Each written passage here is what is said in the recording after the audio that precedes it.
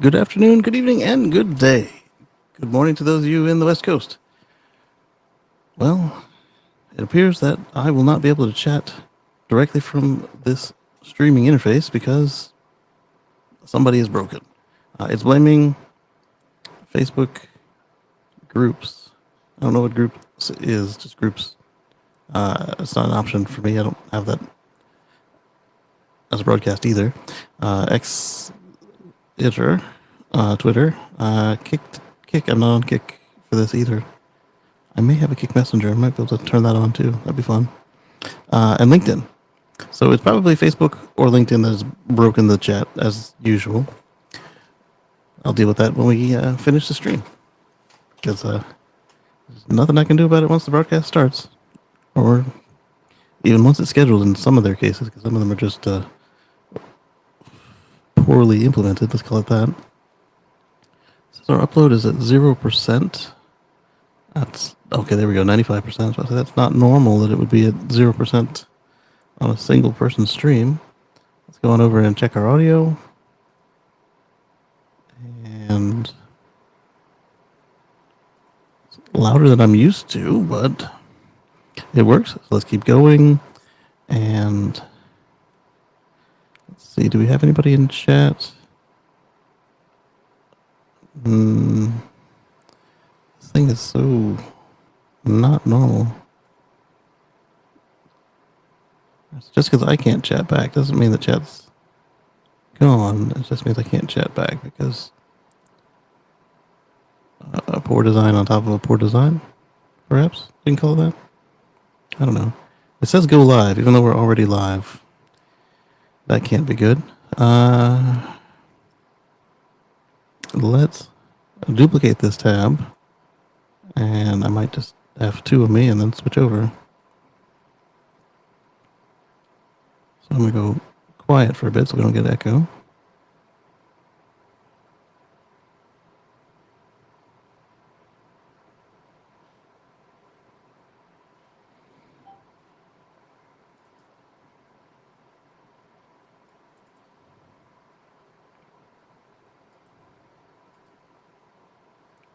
I'm very clearly on the YouTube screen. And we checked the audio, so that ain't it. What we'll probably end up doing is having to end it from like the tablet or something. But not yet. We haven't even started it yet, so that's a whole other thing.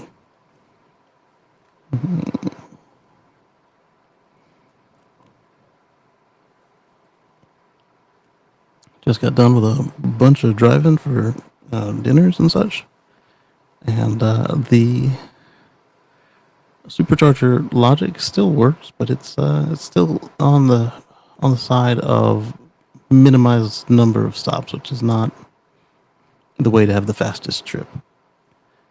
For instance, there were a couple of superchargers about 45 minutes apart in drive.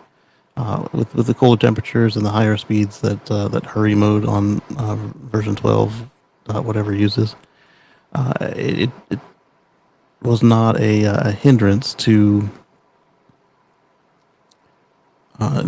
just drive that short amount of time and then plug in again while the car was still charging at the 186 to 150 to 120 kilowatt charge rate, because it's like, hey, sit here for another 20 minutes below 100 kilowatts. I could just drive and then go do it again. I mean, yeah, it's rather annoying to be stopping, but if I can spend 10 minutes of charging instead, well, actually it was 8 and 6 instead of 25, 30 minutes of charging. Come on now. Yeah, it's more stopping, but they were all right off the highway, so it wasn't a case of, oh well, overall it's gonna be slower or whatever. It was not. Right, so that extra copy of the streaming software did not load. Let me refresh it and see what it does. So what I'm hoping is that the interface will show that it's live. Okay, it is. There we go. We might get an echo. There's me, and then there's the screen I'm sharing. Mhm.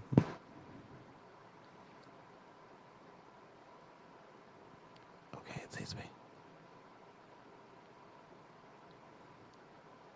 Yeah, that's me.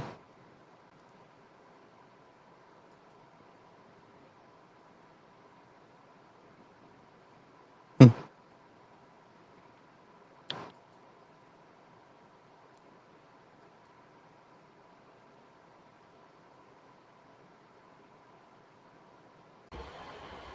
There's two of me. And there is a noise.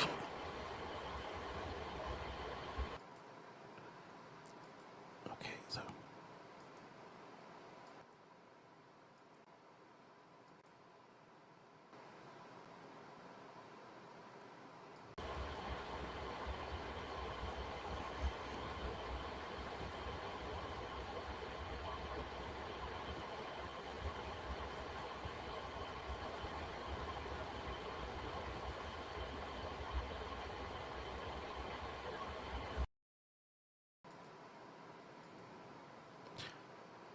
hmm.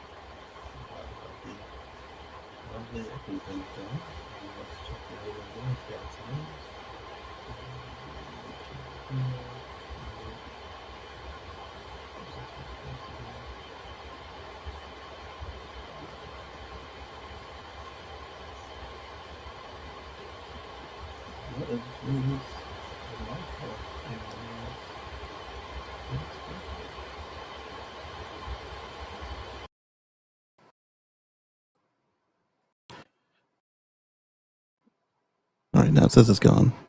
Let's see if it actually is gone.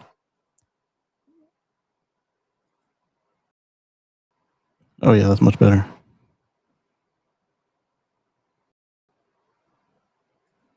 Okay, so now I gotta reset the screen share up again, but oh well. Share screen.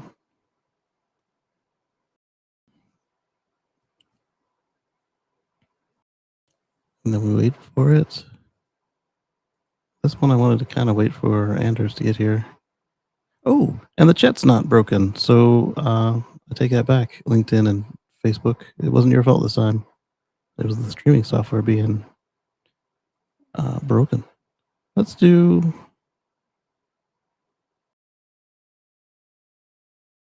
Hmm, let's do our.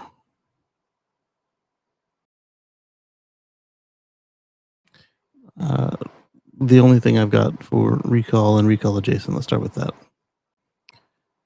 Then, of course, it doesn't put us in the mode that we were just in, even though we were just there.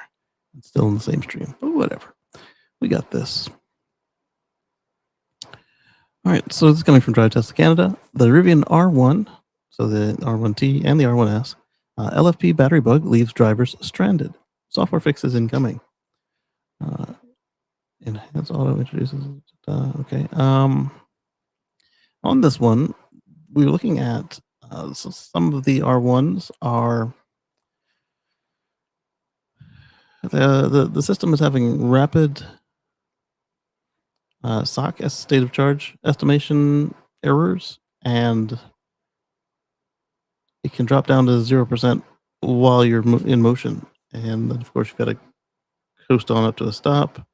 And even though you've got a charge, you've got to go get the car to a charger and then plug it in, of course, and it'll fix itself in many cases. However, some people, it was enough that the 12-volt battery was able to lose charge while the car had disabled the high voltage battery.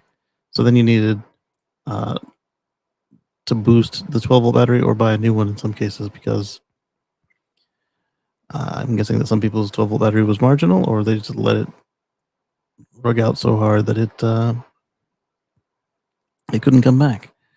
I don't know how that is because it seems that these are just the LFP packs and only the new LFP packs. Let's see, 0% charge. This came with firmware 25.38, and it is only on the LFP R1s, not the NMCs. The bug is basically miscalculating the LFP's state of charge. So this is why on the Tesla LFPs they make you charge to 100% periodically, so they know where the top of the battery is, and then they can better estimate the bottom. It's also why, like your LFP home batteries, they often also require 100% state of charge occasionally to get a real good idea of where everything is. Others don't necessarily require a high top or high bottom. What they do require is just a certain amount of current flowing through them. So some of them, they don't know the real state of charge for days. But it's not a impossible problem for somebody with the resources of a car company to handle. And Rivian is quite competent, so they may have already, by the time you guys are hearing this, taken care of this. Compounding the issue is that if the 12-volt battery is fully discharged, it also, or sorry, if the battery is fully discharged, it also drains the 12-volt battery on board, leaving owners with expensive tow and battery replacement to cover. Yep, but see here, this part isn't necessarily a requirement that if you lose the high voltage battery, if you treat the 12-volt battery right, it doesn't necessarily mean that you have to replace that as well. What's up, Highlander? Highlander's got a mic check. You don't hear me? Or is the X spaces giving me troubles again? Okay, so the YouTube and video are hearing me. And Spaces says it's hearing me. The little bar is blinking. Let me see. I invited the other account, the one that I already had on the list. I didn't invite the new account because of the way it orders things. Let's see. Go to people and add speakers. Yeah, I see the other account. I don't see the new one.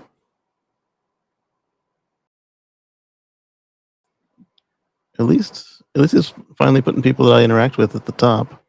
And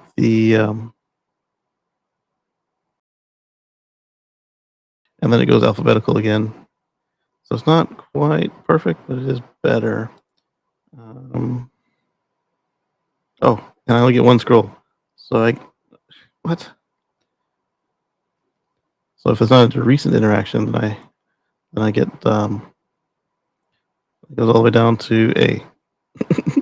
Not even a good portion of my A people. ANT as far as it gets. All right then. But what I will do,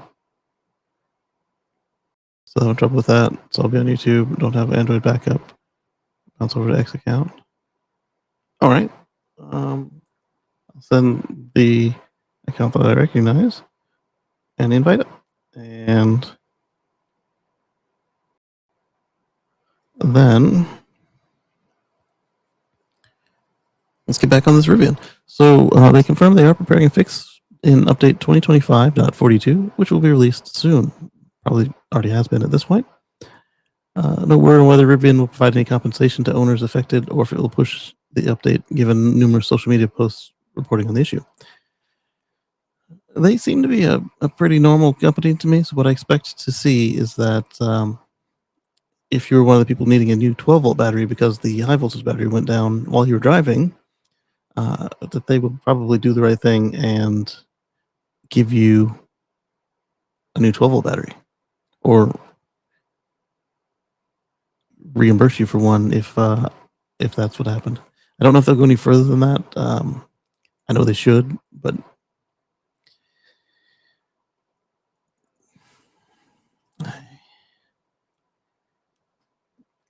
This is today's world. What do you expect? What they could do is give you some Rivian miles or supercharger miles, or a bit of merch or some credit in the service center. Let's see. Hey, there you are. Reposted the stream. Thank you. And let's see. How do I send that account the invite? Let's see here. Messages. New messages. I don't want to create a group. I know we followed each other on the new account the last session. There you are. I don't want to send you a voice message.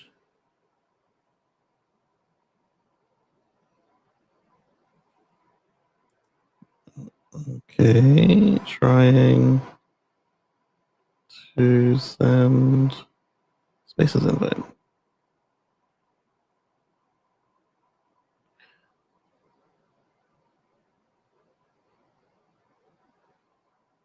Okay, there we go. Yeah, so it's got to be the Highlander, and then we'll go back, and now in the Spaces, that should put you as a recent contact, right? Add speakers.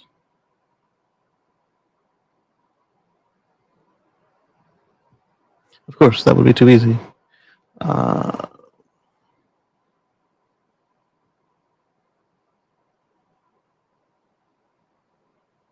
But it does put you at the list at the top of the list of Scots, so that helps.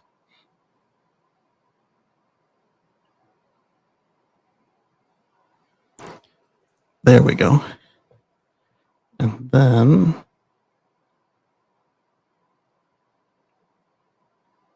we'll see what happens. Alrighty. Yeah, so that's for now our recall segment. Before we get into the other stories, let's do this. Let me see what's fresh on Drive Tesla Canada there. Model Y performance orders open in Canada for $74,990.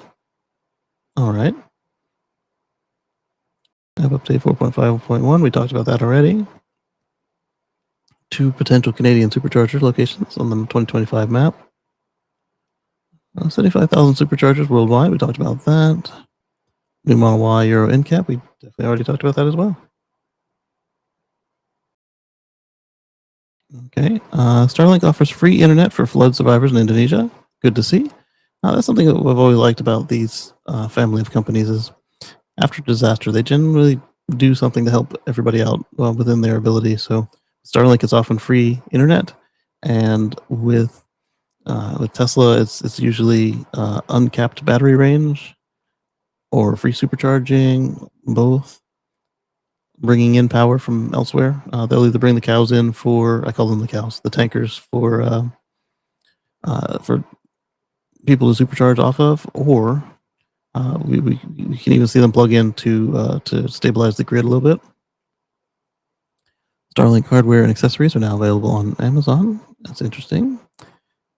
Oh, I wonder if that will be faster than my. I need to get a wall kit for my old articulated high performance dish since it's been reactivated. I don't want to have to keep spooling it out. I'd rather just have it on and ready to go. Black Friday deals roundup. FSD demo drive begins in Europe with a catch. What's the catch? International Cybertruck deliveries begin in South Korea. Oh, that's right. We had talked a little bit about that. It's actually started now. That's cool to see. And page 2. The mounting bracket. We talked about that last week. Fleet of Cybertrucks for patrol duty. That's interesting. The recall. That's the same recall we were just talking about with the light bar. I think.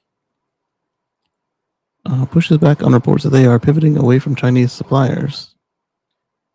I'm going to guess that the nuance on that is that it depends on which factory we're talking about. And that Hello, Matthew. Good to see you. Um, I'm going to assume that that's going to say basically that outside of China they're using outside of China sources, and inside of China they're not changing anything because why not? 20,000 vehicles in New Zealand. That is phenomenal. New 30-day FSD V14.2 trial for AI4 owners. That's going to sell some subscriptions or flat out purchases. That's good to see. Long-awaited supercharger is finally open in British Columbia. All right, hey there, Matthew. Let's go ahead and preview to speak there. Good morning. Good afternoon. And let's see. I don't know why the thing is flashing like that. Now, basically, what I'm doing here is since I finished that recall, I wanted to see if there were any more recalls in our recall segment. Starlink directions to sell. That's getting closer to what we were already talking about. All-time sales record in Norway with more than a month left in 2025. I think that they've met their goal now, which is phenomenal because their goal has moved forward like 3 or 4 times. It was originally like 2050 or. Go ahead. Well, you brought up New Zealand. I had no idea that they were. What is the economic powerhouse of what's going on in New Zealand as far as economics go? Do they have they have auto manufacturing in New Zealand? These would be shipped from either Germany or China to Australia and New Zealand. They've been asking for a plant, but their numbers don't justify it, not yet anyway. So it'd be nice to see if they. What is New Zealand's economy?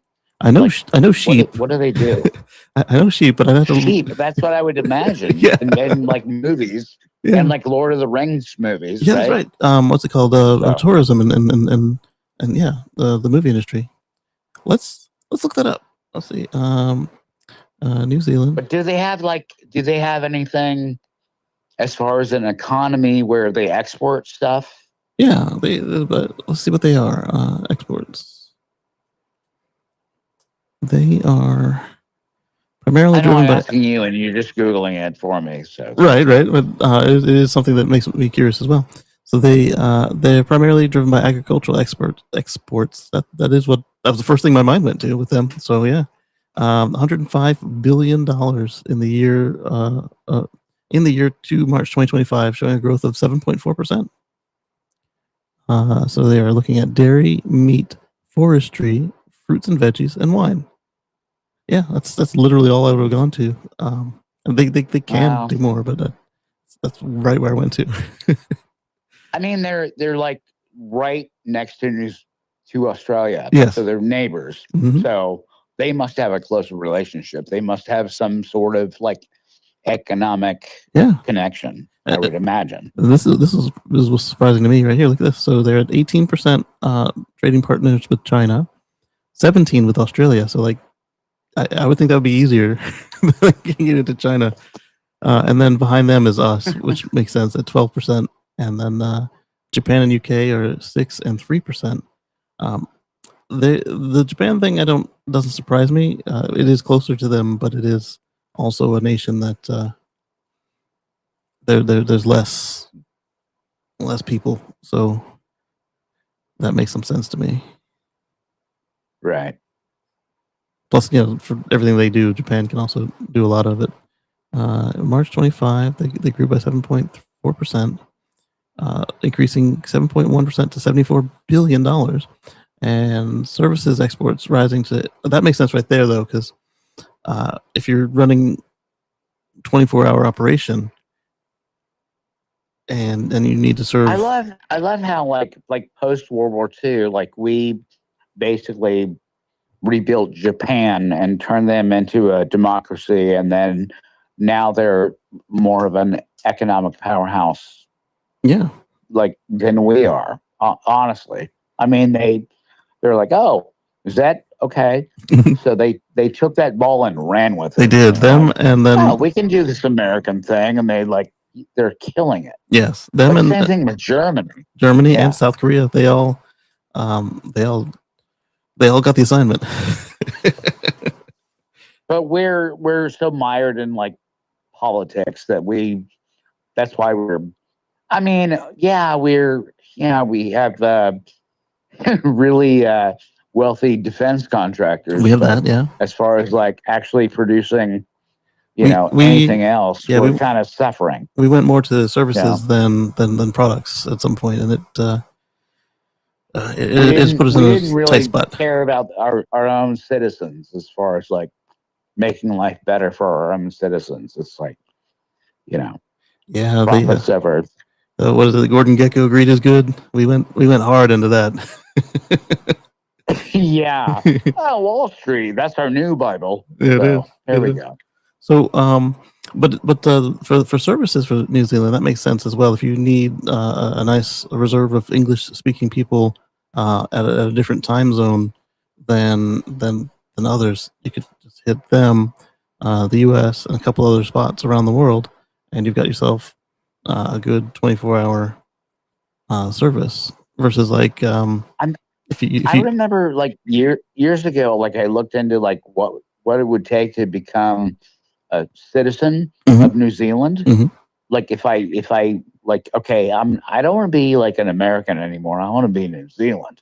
And I like looked into the nitty gritty of it. Yeah. And it's like, well, we don't really want you over here unless, unless you got money or skill. There's a lot of rules and steps you're going to have to go through with. You just can't hop on a boat and like, right. change your citizenship. There's a lot of things that are going to happen like to make that happen. And it was like, and so it was, and that obviously, learning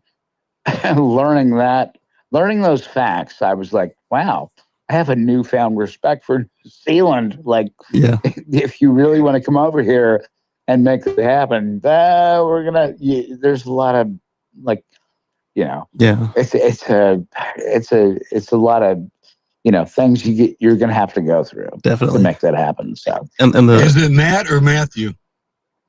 Oh, it doesn't. But Matt is easier, I guess, because yep, shorter. It helps when you have family friends, close family. Yes, Emily Buchanan and it's on a different platform. It's on Facebook and Messenger, but from month to month, I'm in touch with 2 from New Zealand and several from Australia. Nice. Okay, yeah. So that's cool. Well, same with Scotland. I mean, I love Scotland. First, well, I don't wear the kilt for nothing, brother. But my first advice would be make sure you have a good U.S. passport. Yeah. And if you have family connections and you're sincere about moving to Australia or New Zealand, stay in close contact with your family, develop ties. They're the best resource. Forget the government agencies. Just stay in close contact as best you can with your family down there, and right, that'll be your best guiding post, in my opinion. I actually like talking about family connections. I actually am tied closer to Scotland. Like, apparently, I'm kind of related to Scottish royalty a little bit, but I don't know. Which clan? I don't know the details about that. Not to get too off topic, Kacey's a pretty generous host, but which clan? Robbers. Oh, yeah. I'm very close to my clan chief. Very active over there, and they've just encouraged me to get more active. They're like, where you been the last 2 years?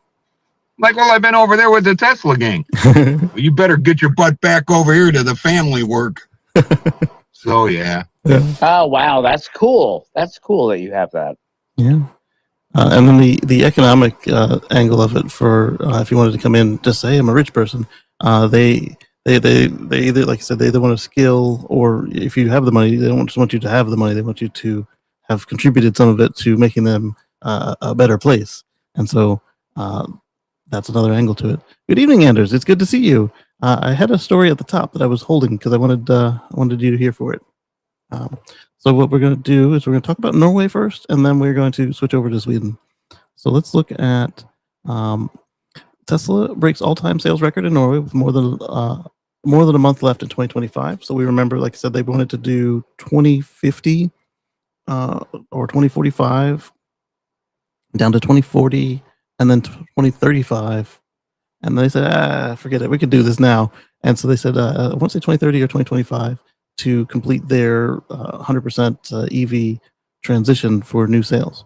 And they've done it. I think they were at like 99 and change percent. Let's see what the actual numbers are in this article here. Rewritten history books with more than a month remaining in the year. In a post from Tesla, Europe, Middle East, Europe and Middle East, the automaker confirmed it has become the brand with the most vehicles registered in a single year in Norway, breaking a record that stood for nearly a decade. So there was the old VW Beetle, I believe, was the last one to hold this title in Norway, and well, smashed. The previous record. Sorry, I had to switch screens there. The previous record was Volkswagen, yeah, which registered 26,575 vehicles in Norway back in 2016. Tesla has now surpassed that figure with registrations already exceeding 26,600 units and counting. Nice. And, whoa, I changed monitors there. Didn't want to do that. I've got the glasses set to clear, and the edge of the screen that's in the glasses and the edge of the big screen in front of me, or to my side really, overlap. And I don't know a way to change the mouse cursor based on what screen it's on. Let's see. It makes them the most successful car brand in Norway's history in terms of annual registrations, a remarkable achievement in one of the world's most competitive electrified automotive markets. And there we go. So we're looking at, unlike many legacy automakers, sometimes dozens of models across like multiple segments. Yeah, they've got two vehicles. The Y and the 3. The Y got 21,500 units. The Model 3 just got 5,000 units. And that makes sense though, because you've got Tesla Germany right there to give you Model Ys for very little transport cost, versus the Model 3 that you got to truck all the way from China or the US. And then you've got other models, the S, the X, and Cybertruck, fewer than 100 combined. Ouch. So you can see why they've left some of the markets behind for S and X. And Cybertruck is a little harder to enter because if it's an EU country, it's not allowed yet.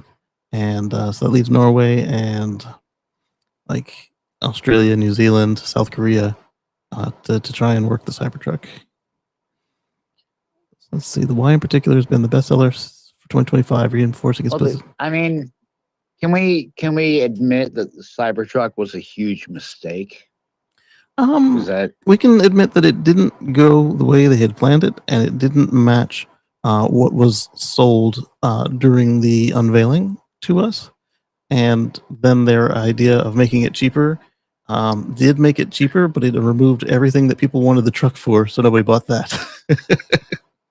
Yeah, but like, I mean, when they started had like car accidents, and then like the Cybertrucks like would fall apart, people were like shocked at how cheaply they were made. They were like, "Are you kidding me?" I thought it's aluminium, dude. Branded like to be indestructible, and then like they hit another car and they fell apart.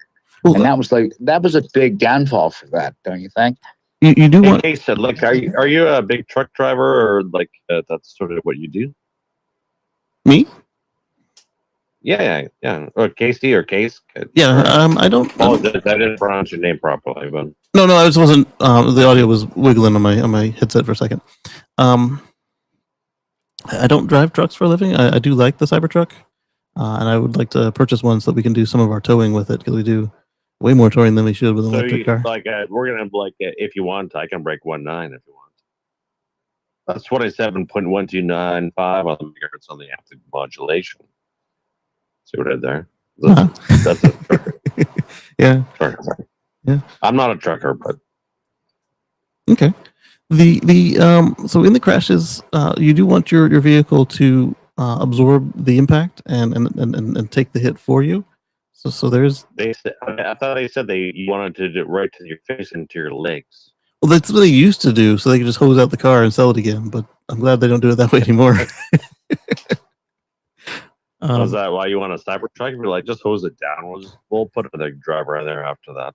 No, for us on the Cybertruck, it does the version that's still out there. It does what we want for everything we got our Model X for, except for it has 2 less seats and it doesn't have any automatic. You know, like the doors. biggest injury with a Cybertruck is these days? What's that? A sore neck because everyone looks at it because like they're like, what the fuck was that? Yeah. So the crash test came out pretty good. The only thing I was disappointed to see was that the headlights didn't get a very good rating for the glare on the headlights. They put them way down in the bumper, so you'd expect that they would score highly there, but I guess because they're in a little.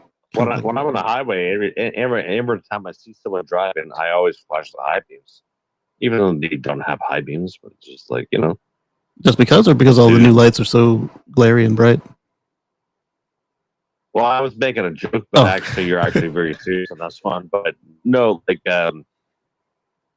like when I first got my truck, when I was on the highway, my truck is just like F-150, so nothing like whatever.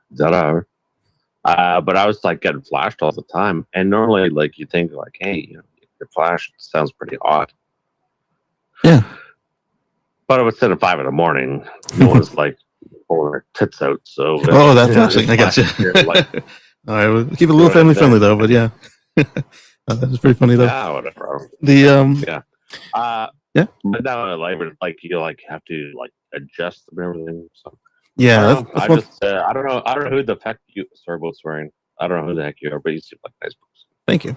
Yeah, I found that a lot of folks, after they raise their trucks, they forget to lower the lights down to meet the road again. Well, yeah, like all these inbred hillbillies, they put like on their F-150s, they'll do like a leveling plate or something, and they don't readjust the headlights. And it's like, wow, like cool. I love getting blinded. Right.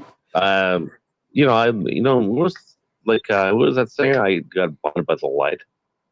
Ah. But I don't know. Yeah. So it wasn't Phil Collins, but it was something. Oh, I got you. Yeah, and so then after you're in America, I'm assuming. Yes. Okay. Yeah. Do you know America in Nebraska, Omaha, Nebraska, has the highest concentration of call centers? Yeah, they value the accent, and then the kind of just the attitude and style. They would actually pay extra for that. That was something I was going to say. You're actually, yeah, dude, you're 100% accurate on that one. Is because they have the most neutral accent in all of America. Yeah, it's 100%.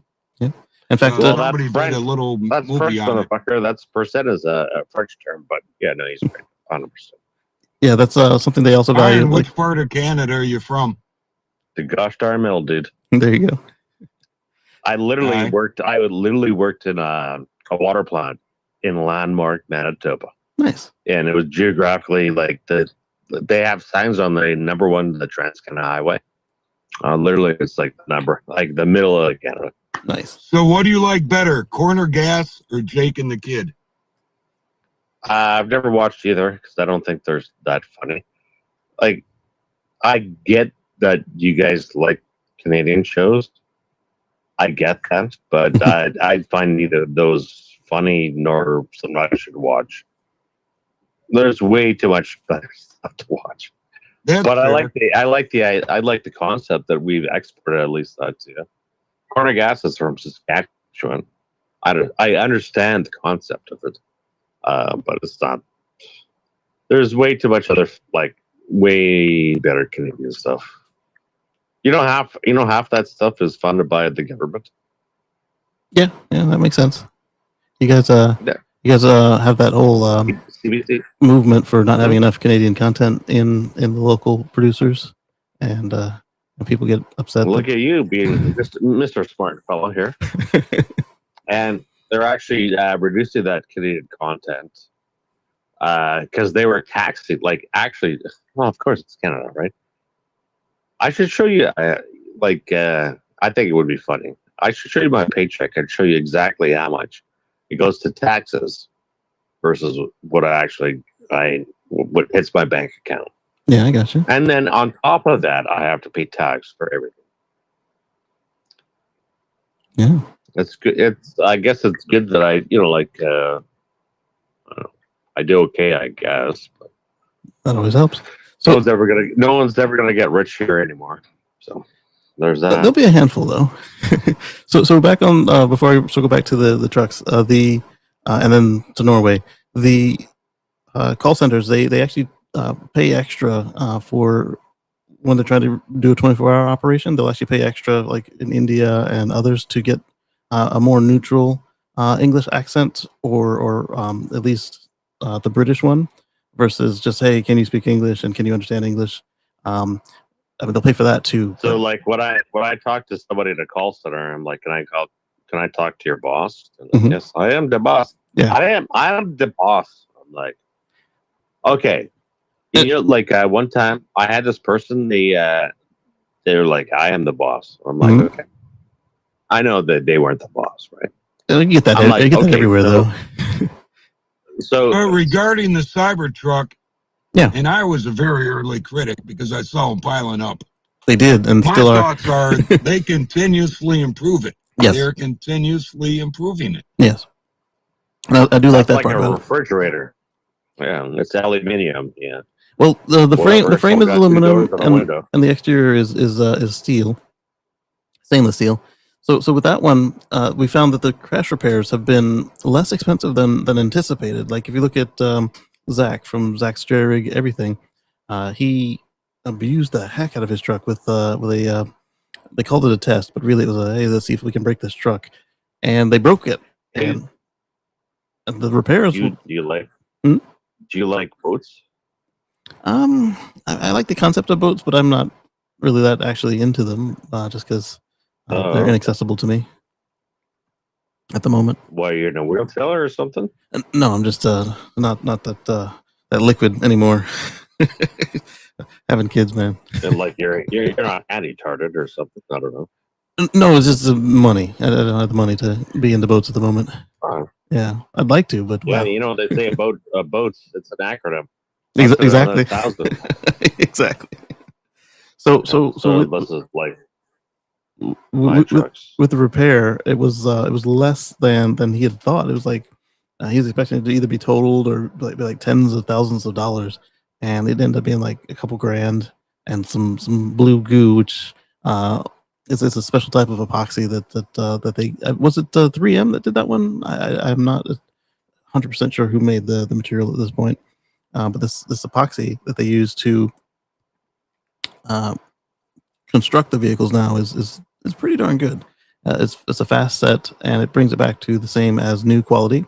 And with the mega castings, they're able to do what they call segmenting. So the vehicle has been pre-designed to have either replace the whole assembly, like say the rear gets smashed. All right, here's the whole rear, or in his case, you only had like half of the bed was broken and missing. So they cut off at a specific point in the repair manual where it says to, and then on the new one, it either comes in as a part or a segment of a part, and they say, all right, cut this part off, and then you'll be good to go.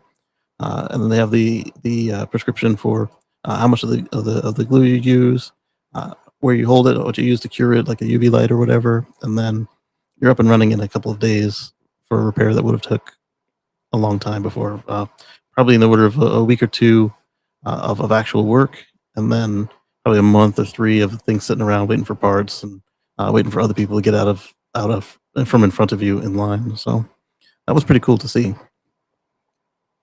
Hopefully that answers the question on the truck there. And then let's go ahead and finish back up on Norway so we can get over to Sweden. So on why in particular, tax changes trigger the end of year buying rush. So very much like the rest of the world, Norway has an end of year tax change on EVs, but theirs, I was going to say isn't political. It's totally political, but isn't retaliatory and vindictive and in favor of oil, even though the Norway Sovereign Wealth Fund is very much oil based.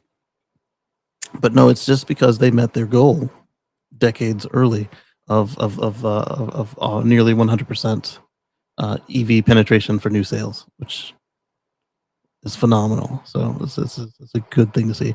But if you were thinking, oh, I'll wait another 3 years because I'm just going to buy my car in cash and it'll be fine, or I don't need a new one yet because I buy them every 5 years, or whatever your reason is, um, they've forced you to move it forward because now it's getting closer to what they used to have. It's not as bad like on the import tax, that sort of thing, but it's the bonuses you got for getting an EV are going away. And so let's see, one of the factors is the tax policy change. So the government proposed reducing the VAT, the value-added tax exemption threshold for electric vehicles from 500,000 NOK to just 300,000 NOK, which would significantly increase the cost of popular EVs like the Model Y. A vehicle priced at 500,000 NOK could become roughly 50,000 NOK more expensive if the proposal passes.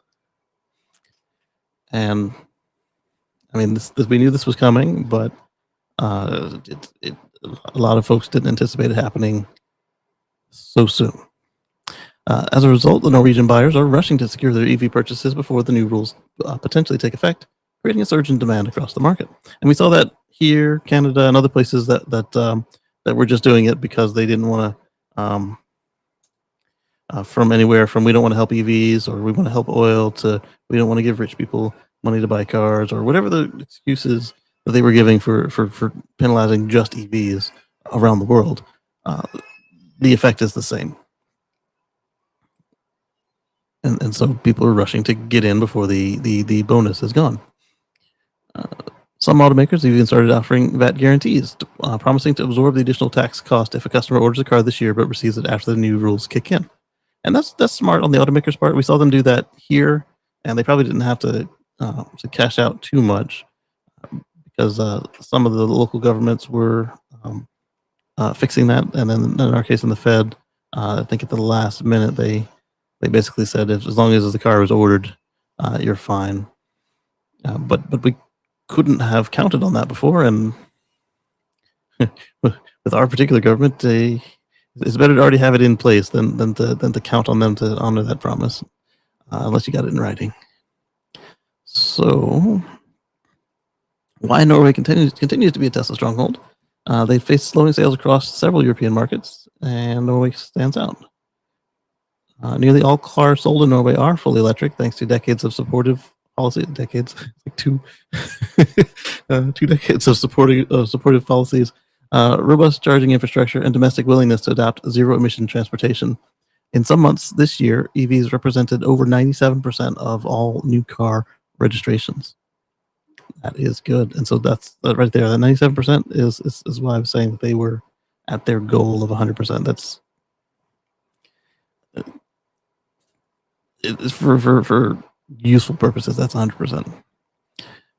Tesla's long-standing presence in the country, dating back to the Model S launch in 2013, has also built strong brand loyalty that appears resilient even as Tesla faces challenges in other regions. Challenges for sure. Norway's unique blend of infrastructure, investment, and aggressive electrification targets make it a perfect testing ground for what a fully matured EV market looks like. I'm curious if there are any comments on this one. No, which is fine. Oh, sorry. I turned my head a little bit, and then the glasses tried to adjust, and they jumped the screen for a second. It was a little dizzying. Islander asks, doesn't Norway fund a large percentage of Tesla, around 10%, give or take a bunch? I know they did several times. I don't know if they still are, but they definitely, you can't miss them on the balance sheet either way. Audio, video just locked up for me on YouTube. I think it might be local. Let me see. Either it jumped or it was local, because mine's still going. Okay, then let's go to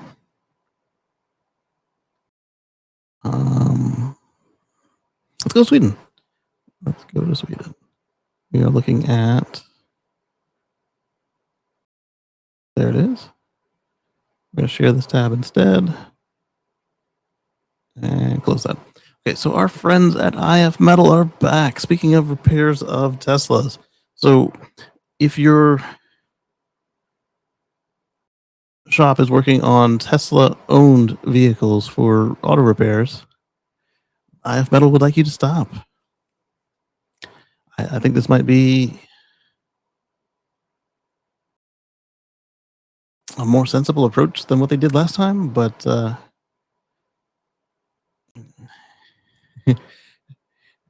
they clearly haven't learned the lesson from last time that they are not their intervention was not desired at this time with this company. Let's see. So their ongoing conflict with Sweden, not Sweden, or in Sweden, there we go, in Sweden, escalated again as the trade union IF Metal issued a new blockade halting all Tesla paintwork around Lack in Gothenburg. At All Round Lack in Gothenburg. I'm sorry. All Round Lack works with the painting and damage repair of passenger cars, including Teslas. It currently employs around 20 employees. I wonder if this is the same one where the guy was complaining that his business was going to go under because his grandfather got him into this. Or his dad. I want to say grandfather, though. Yet another blockade against Tesla Sweden. IF Metals Notice ordered a full work stoppage for all Tesla-related activity at Alren Lack. With the blockade in place, paint jobs on Tesla-owned vehicles for factory warranty repairs and transport damage fixes will be effectively frozen, as noted in a report from... I'm going to butcher this. I'm guessing it's a newspaper or magazine. Dagens Arbet. That's how I'm going to say it. Like I said, it's probably terribly wrong. While Alren's Lack is a small paint shop, its work with Tesla means that the blockade would add challenges to the company's operations in Sweden, at least to some degree. And what I expect we'll see at first, for a little bit, like maybe a week, they'll probably put up with it and see what happens. And then we will see Tesla move to other shops or start sending the cars out of the country and back with the repairs. Or it's not like they don't have the facilities to paint the cars, since they do have their own paint shop there. It is a lot harder to do rework when you're not built for rework, you're built for fresh work. It's not insurmountable for them to be able to bring this all in-house instead of contracting it out. And so ultimately, I expect what we will see is that IF Metal will again put people's jobs in jeopardy, and not in the way that we were expecting it to see.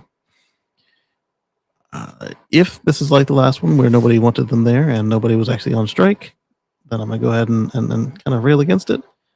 If people actually asked for this and it wasn't ordered from the top down, and there are changes to be made, then I expect that we could possibly see something here. But since it is again aimed as a sympathy strike, I don't get the feeling that this is any different than the last one. It's just another angle, another try, another attack, which would be ill-advised unless something has changed with the Tesla compensation plan. This isn't the way to get their attention to get a seat at the table. If you look at Germany, what is it? Their metal is IG Metal. They have a seat at the table with the other unions, and they didn't do it with strong arm tactics. They have a seat at the table. They can discuss. Their members get representation. They get a say, and then maybe try that, because IF Metal tried to get IG Metal to join them in the last go round with the sympathy strikes, and IG came back and said, one, we don't think that's legal in our country, and two, we actually have negotiations going on with Tesla, and we want to get some stuff done for our union members. and doing this will shoot that before we have finished. So no, go pound sand. And perhaps they should copy the successful technique instead of just another angle of what they already did. Highlander says, in my opinion, the union IF simply means Volkswagen. It very well could, and I didn't look too far into their construction of their structure. It's not nice for a big union to pick on a small mom and pop shop just trying to run for a living. Yeah, and that's the other part is because of the way that the Swedish way allows sympathy strikes, which in theory is perfectly fine when you're working with, like you said, mom and pop shops or something local, or in cases where the actual workers want the assistance. I get it, and that makes sense. But in this case, they came in very miscalibrated, and here it just looks like they're doing the same thing, but with a different touch. I don't even want to say a softer touch, just a different touch.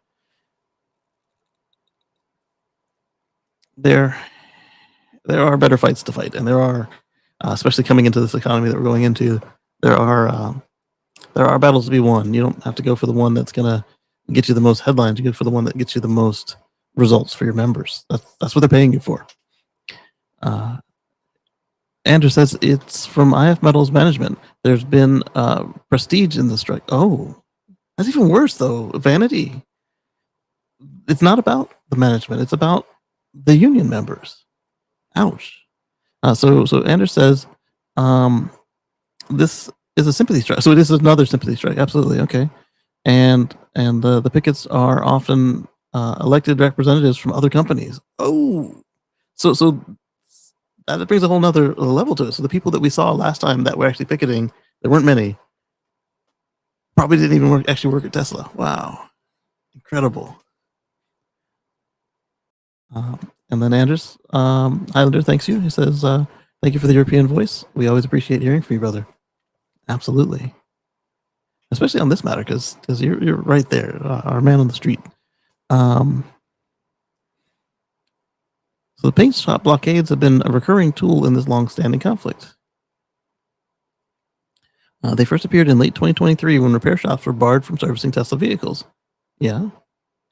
Days later, the Painters Union implemented a nationwide halt on Tesla paintwork across more than 100 shops. Also, it wasn't just their own. They had other unions. Like they tried to get the IG. Some of them actually joined in. I wonder how their members felt about the waste of money. Because it's not like they're in there working for free. Or I wonder if they even knew that this particular sympathy strike was not requested by the members, but by the vanity of the management. Since then, a steady stream of workshops have been pulled into the conflict. Earlier blockades faced backlash from consumers. Yeah, because they went hard. They couldn't get trash removal. They couldn't get janitorial services. They got the mail involved. They couldn't get their mail. It got pretty nasty. We'll see how this goes because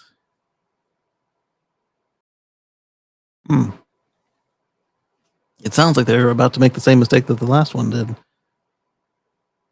The good thing is you got a bunch of them superchargers turned on. You got a lot of the cars repaired, and everybody got a little bit of a break.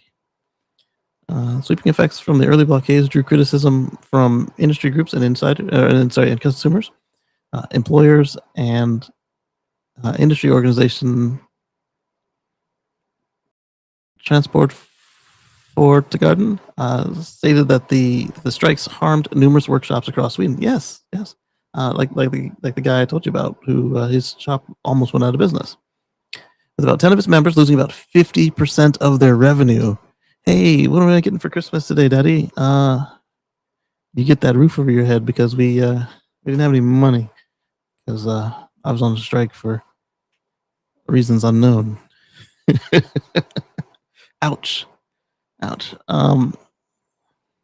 The good thing for the workers in this is that there is money, and a lot of it still in the fund to cover them. But the question in this case is, since the money is less than they would have received by working for Tesla, either as a contractor or a Tesla employee, they still lost money. The only people I saw that could have made money on this, aside from people collecting the dues, were when we looked and we saw that there was a possibility that there was a case of some people working and then claiming that they were on strike and collecting 2 checks, which is not moral and probably is not legal. So don't get yourself at risk for a financial or criminal risk by trying to collect 2 checks. But I will say that I do see the irony and humor in it, and it was a little bit hilarious. A little bit, because again, you are stealing from other members if you do it this way, where you are not on strike and you collect the strike money. Putting that part out there. Let's see. Oh, Anders is strongly considering leaving Seco Union. They don't do that much for us, but sympathy strikes with IF Metal. Sympathy strikes with IF Metal.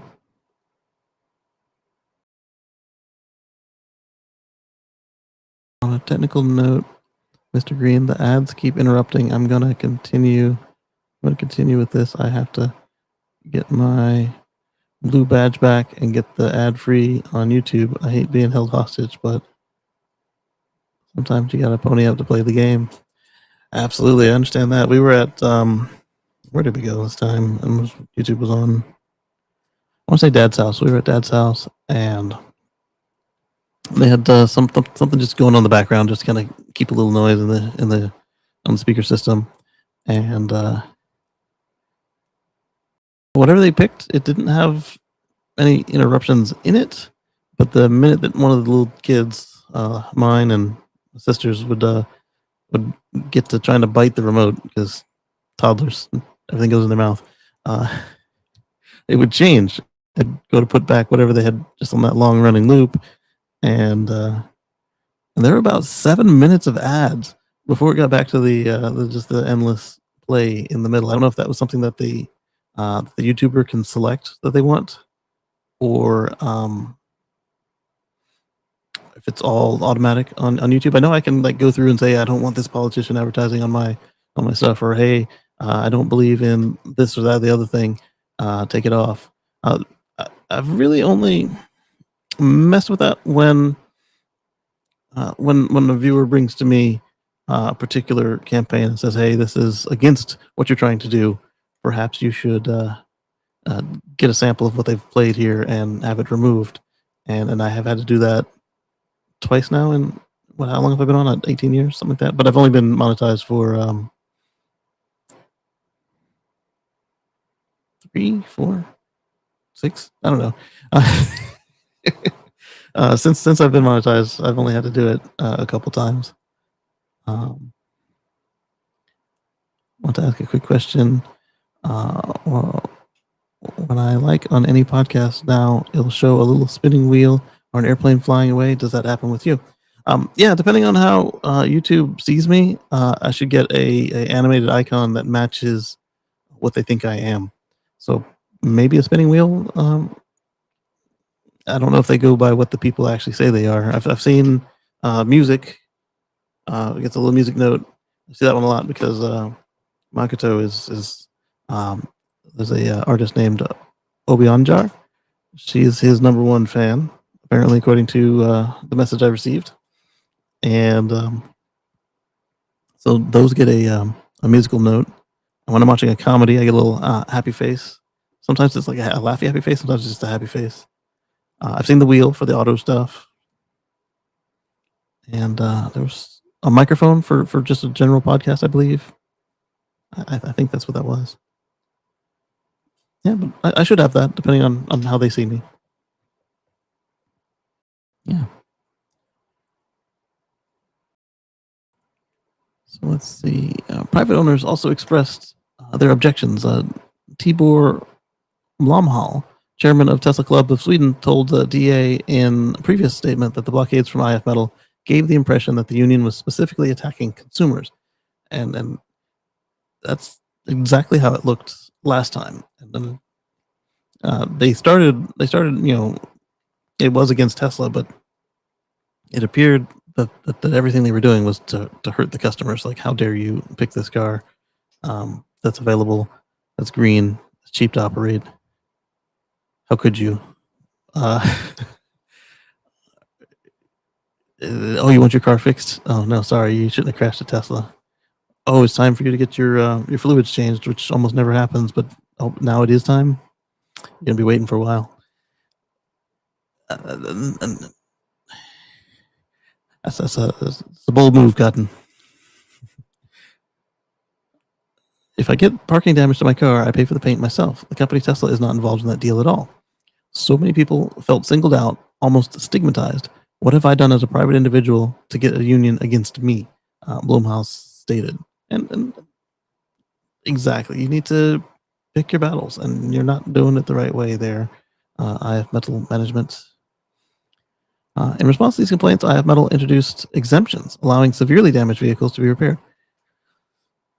Severely damaged vehicles made before a certain year, if your vehicle was already in the shop and waiting. It was not as nice as they made it sound. The union later reopened access for private owners at workshops with collective agreements. All right, if your shop has an agreement with us, you can get it repaired at these shops. I guess it's better than nothing, but again, that seems that not only are they still attacking Tesla, but they are attacking the citizenry themselves. The blockades at the workshops were also reformulated to only apply to work that is ordered by Tesla on Tesla's own cars. If they had done that from the get-go, I mean, that's not unreasonable, even if you feel that the reason they're on strike is unreasonable. That's kind of the way it works everywhere else, except that we don't allow sympathy strikes anywhere else. But it would be like that. It wouldn't be cascading like that. That doesn't mean that we don't have simultaneous strikes here. We do have that, but like with the writer strikes, you have the writers and actors both on strike. But if the writers get what they want, they're not really allowed to continue to strike for the actors. I mean, on their own time, they can go join the picket line or whatever, but their stuff is done. They got what they bargained for and back to work. Just a recent one we had here that had high visibility that people could kind of wrap their head around.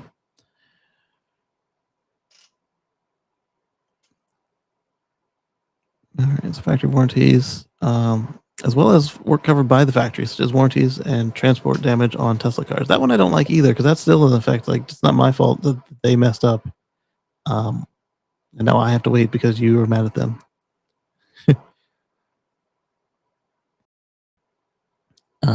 In regards to Tesla's service and sales, I wish they hadn't closed our Toledo shop. It's on the same road I live. It would have been so much easier for me if they just kept it open, but whatever. Yeah, and that's going on everywhere right now. We just heard the traditional legacy manufacturers each let some people go, and right now we're in a really weird time. It's you've got all of these closures and layoffs and everything, but the profits are either flat or sky high, depending on who we're looking into. And this hasn't really happened like this before. We've seen some rhymes, but the closest rhymes are like the dot-com boom and bust and the 2008 housing crisis crash situation. That was another one that's got some familiar notes that are coming through. What was I listening to the other day? They were talking about short-term financing and how the traditional banks are blocked from investing in it, so they don't have another derivative financial instruments situation where they had all the bundled up subprime mortgages that were they were not good to hold, or they weren't good, but they weren't good to hold as they were ranked. If you knew what you're getting into, then you knew what you're getting into. But then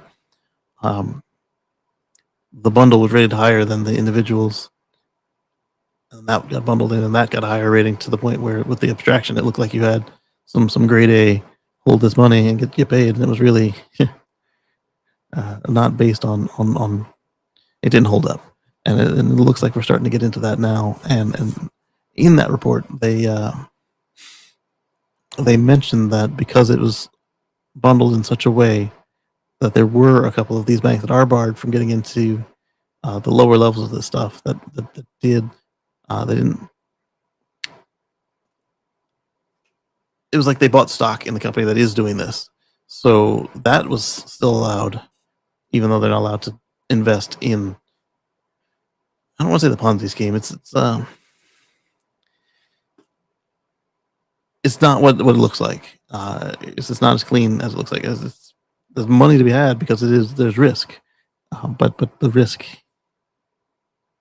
is being misrepresented the higher up you get, just like 2008, and so the way that these particular banks that were called out got involved was just by investing in the company that's doing the bundling. And the group that's in charge of making sure this stuff doesn't happen and that consumers are protected, all that sort of stuff, they were gutted earlier this year with the regime change. So even if later on we decide that we're going to do something about it and say that it wasn't straight and this, that, the other,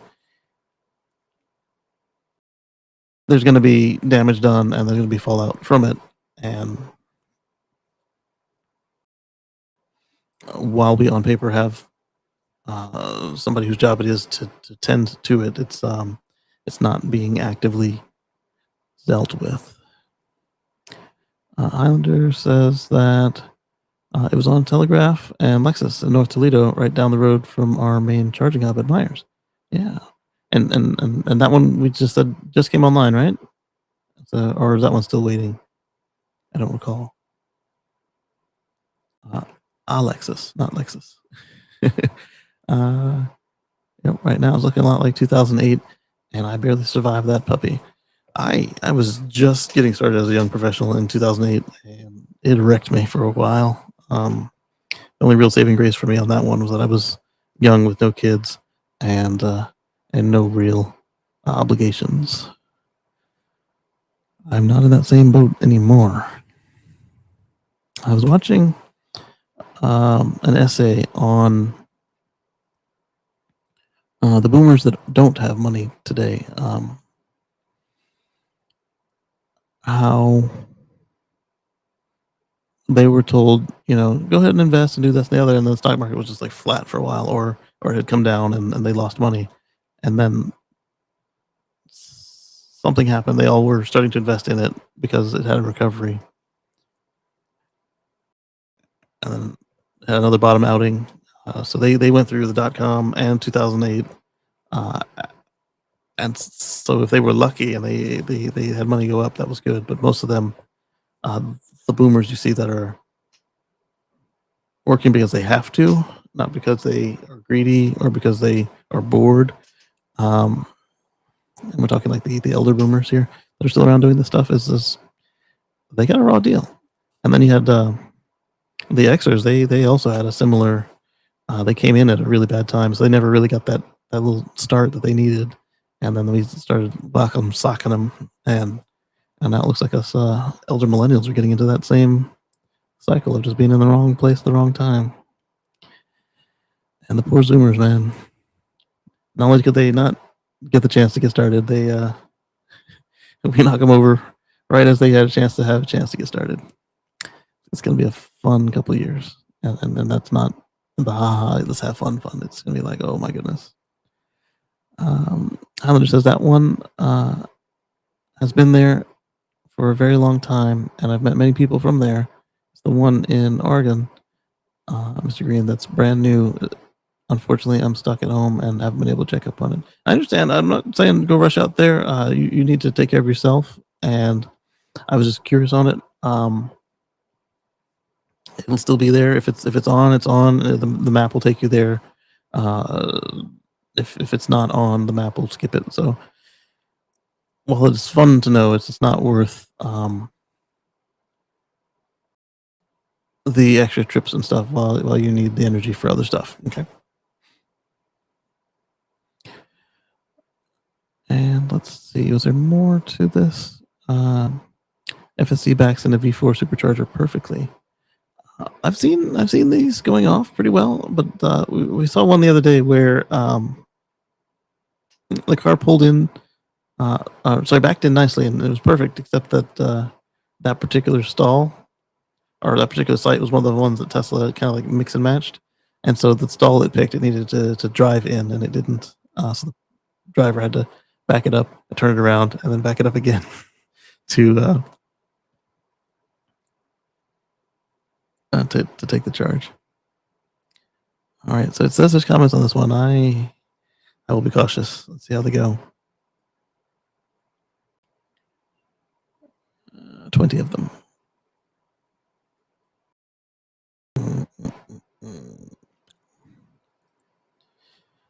All right then. Swedes Union said they aren't militant like those dastardly American unions. They work and have a great relationship with Tesla. Should reconsider. Meanwhile, Tesla has difficulty due to union action with getting license plates because the postal union won't deliver them. No service or connecting of chargers. Blocking or unloading of cars at Swedish ports. Electrical unions stop maintenance and repairs at Tesla service stations. Different from the second. Real estate workers, cleaning and maintenance, blockaded cleaning facilities. The painters union mentioned won't paint the Teslas. The music union, no really, won't have performances in Tesla cars again. No, really. Civil servants union is mad. Additionally, the Nordic Transport, Danish 3F, Norwegian Union, Finnish Transport have threatened sympathy strikes along with the European Trade Union Federation. But yeah, the UAW, those guys are simply awful. You have a point. Let's see, we got another comment here. Let's see. On the road for a late lunch, early dinner. Yes, indeed. It's been good eating here this last week. I do like that part.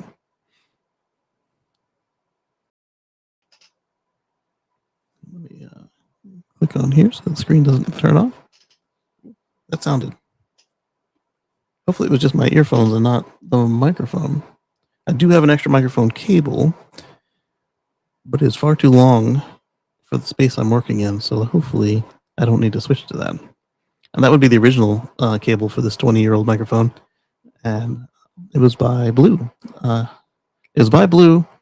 it's a red cable. You might see it in the future, or if you go way back in my history, you'll see it in the past as well. Let's see, where did my mouse go? On the other screen. No seam about it. They're legalized mafia in Sweden. Yeah, those folks who do call it the Swedish mafia. IF metal sure seem like gangsters trying to extort money. I applaud Tesla riders' continued attention to this topic.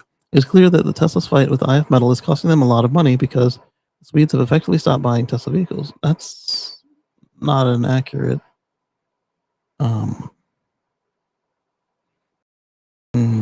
It's not accurate. The graph below shows BEV sales in Sweden in October 2025 alone. Stands at 133 vehicles only. VW at 1904, Volvo at 18. Okay, so yeah, you definitely cannot just use 1 month in any country with Tesla. You have to use 3 of them at a time, consecutively, to say any kind of trending. It's the way they work. So you can't just show me October and say you've got a point. It may look that way, but then when you look at the November and December, or you look at October, September, and August, you'll get a completely different story than just looking at October. Labor unions are labor monopolies. That's the point. Their purpose is to intentionally form a monopoly of labor supply in order to extract more money or etc. from an employer. It's not really just money, because they do say, you work a job you love, blah, blah, blah. But they want to make sure that it's an equitable transaction. You don't want the consumer getting a poor quality product. You don't want the capital to take all of the money. You don't want the workers to be abused. You don't want them having to get assistance to get food or housing. It's a delicate balance, and they serve a purpose. The question is if it tries to get way out of balance.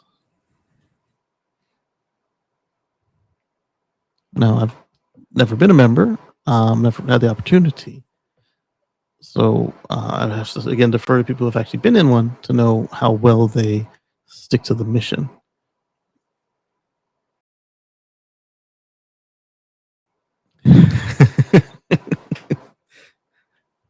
This may be true, but if I'm talking about food, I'm talking about food for a reason. So I got you.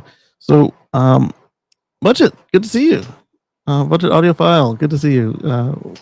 We are talking right now about Tesla and IF Metal, and we'll see where we go from there. We had about 3 items on the list for today, and then we got into some stuff. We talked about crashworthiness of the Cybertruck and repairs, and we talked about Norway reaching their goals to the point where they're starting to pull back some of the incentives, and now the mad dash for people to take advantage of them if they had planned to do it later.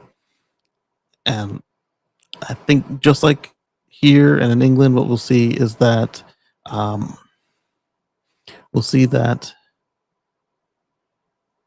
the month or two after the stuff goes away might be a little soft.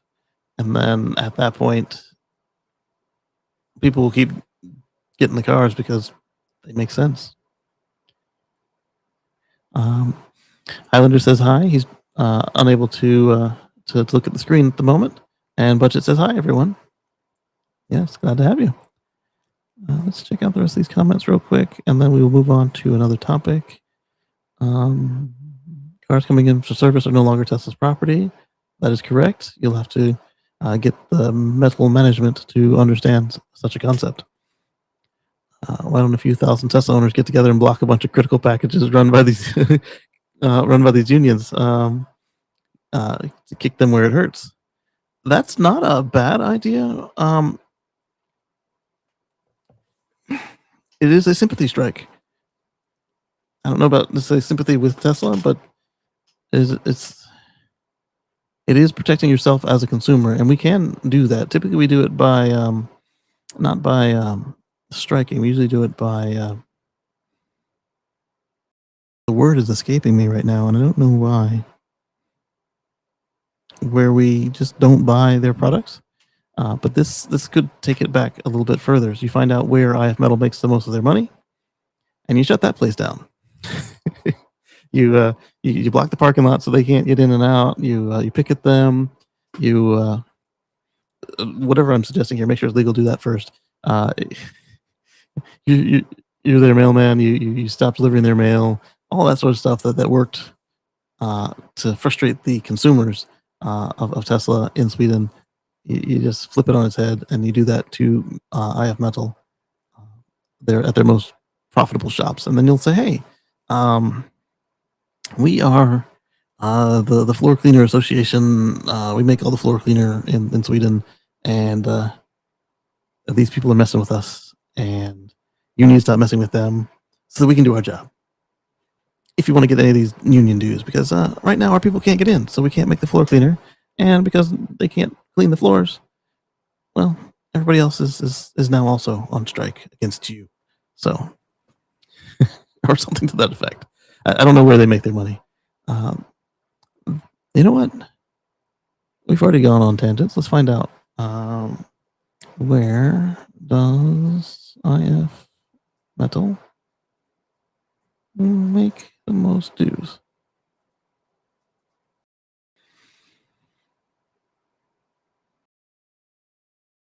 Significant presence in various sectors, including plastics, pharmaceuticals, building materials, steel, chemicals, and engineering. Ooh, this is going to be tougher. And the other problem then is that the customers may also be IF Metal members, which makes it harder to do even further. Not impossible. However, specific details about where IF Metal makes the most dues are not provided in the available sources. For precise information, further research or direct inquiries to IF Metal may be necessary. I'm not calling them. Union Bay by city in 2025.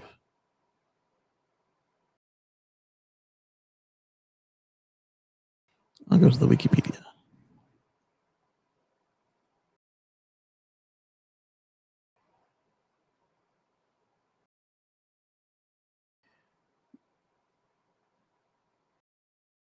Oh, industry Fackets Metal, IF Metal, trade union in Sweden was formed in 2006 merger between the Industrial Union and the Swedish Metalworkers Union. Okay, so the roots go back to 1888. I don't know. Again, if they were sticking to protecting the workers, then I get a merger there if it's necessary, like just because of the way that the world works with labor and things change and okay. But if they just merge like a company for profits, that's how it was worded struck me. They have a membership density of 80%. On formation, it had 337,712 members, but this fell steadily to 241,951 in 2019. No wonder they wanted such visibility. They picked the worst target in the world, though. IF Metal workers represent around 11,500 workplaces. 21% are women. 15% are under 30 years of age in various sectors, including mechanical engineering and plastics, building materials and industry, mining sector, ironworks, textile and clothing, automobile repair shops. Okay, so that would be why they're so heavy on repair shops, because that's actually one of their line items, not just an also and. Disabled workers doing similar tasks within government-sponsored projects, including Sam Hall.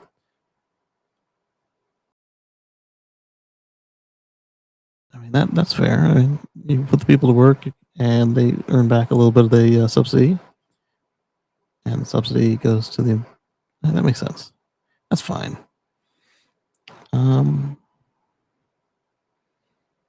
The second largest affiliate of Swedish Trade Union Confederation.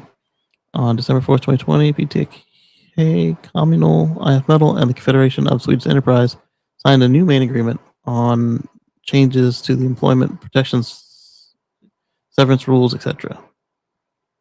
And expanded opportunities for skills development and retraining. So their stated mission is fine. It's doing what they're supposed to do. Their actions don't actually match in this particular case. It's like everything that they say that they want to get for you and everything in the agreement has been achieved at the Tesla Pay. So if right now they're just striking just to get you on the books, at least that's how it looks. Especially when none of the workers are on strike, none of the workers are joining up. That's what it looks like.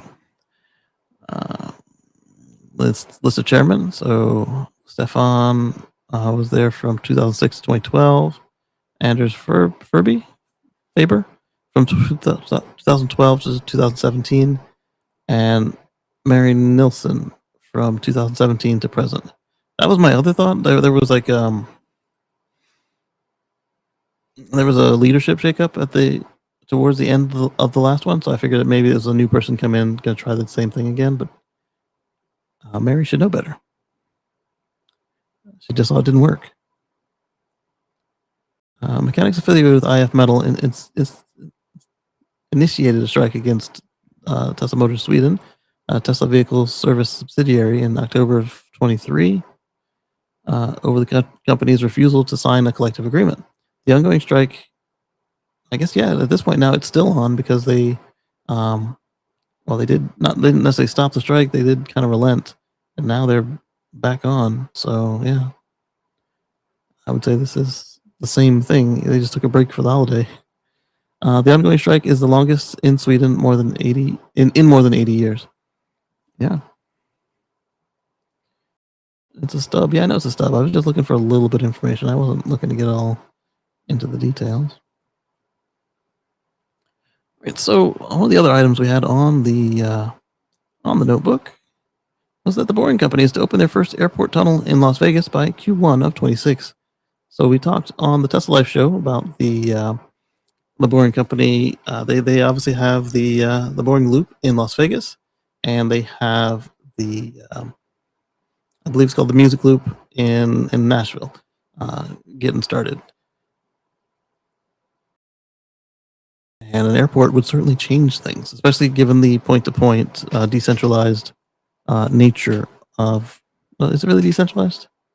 No. Deserialized nature of the Boring system.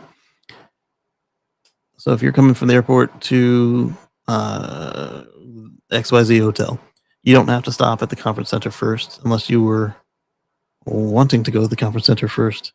But assuming that you had bags from the airport, you probably want to go to your hotel room and check in and give it your bags and then go to the conference center.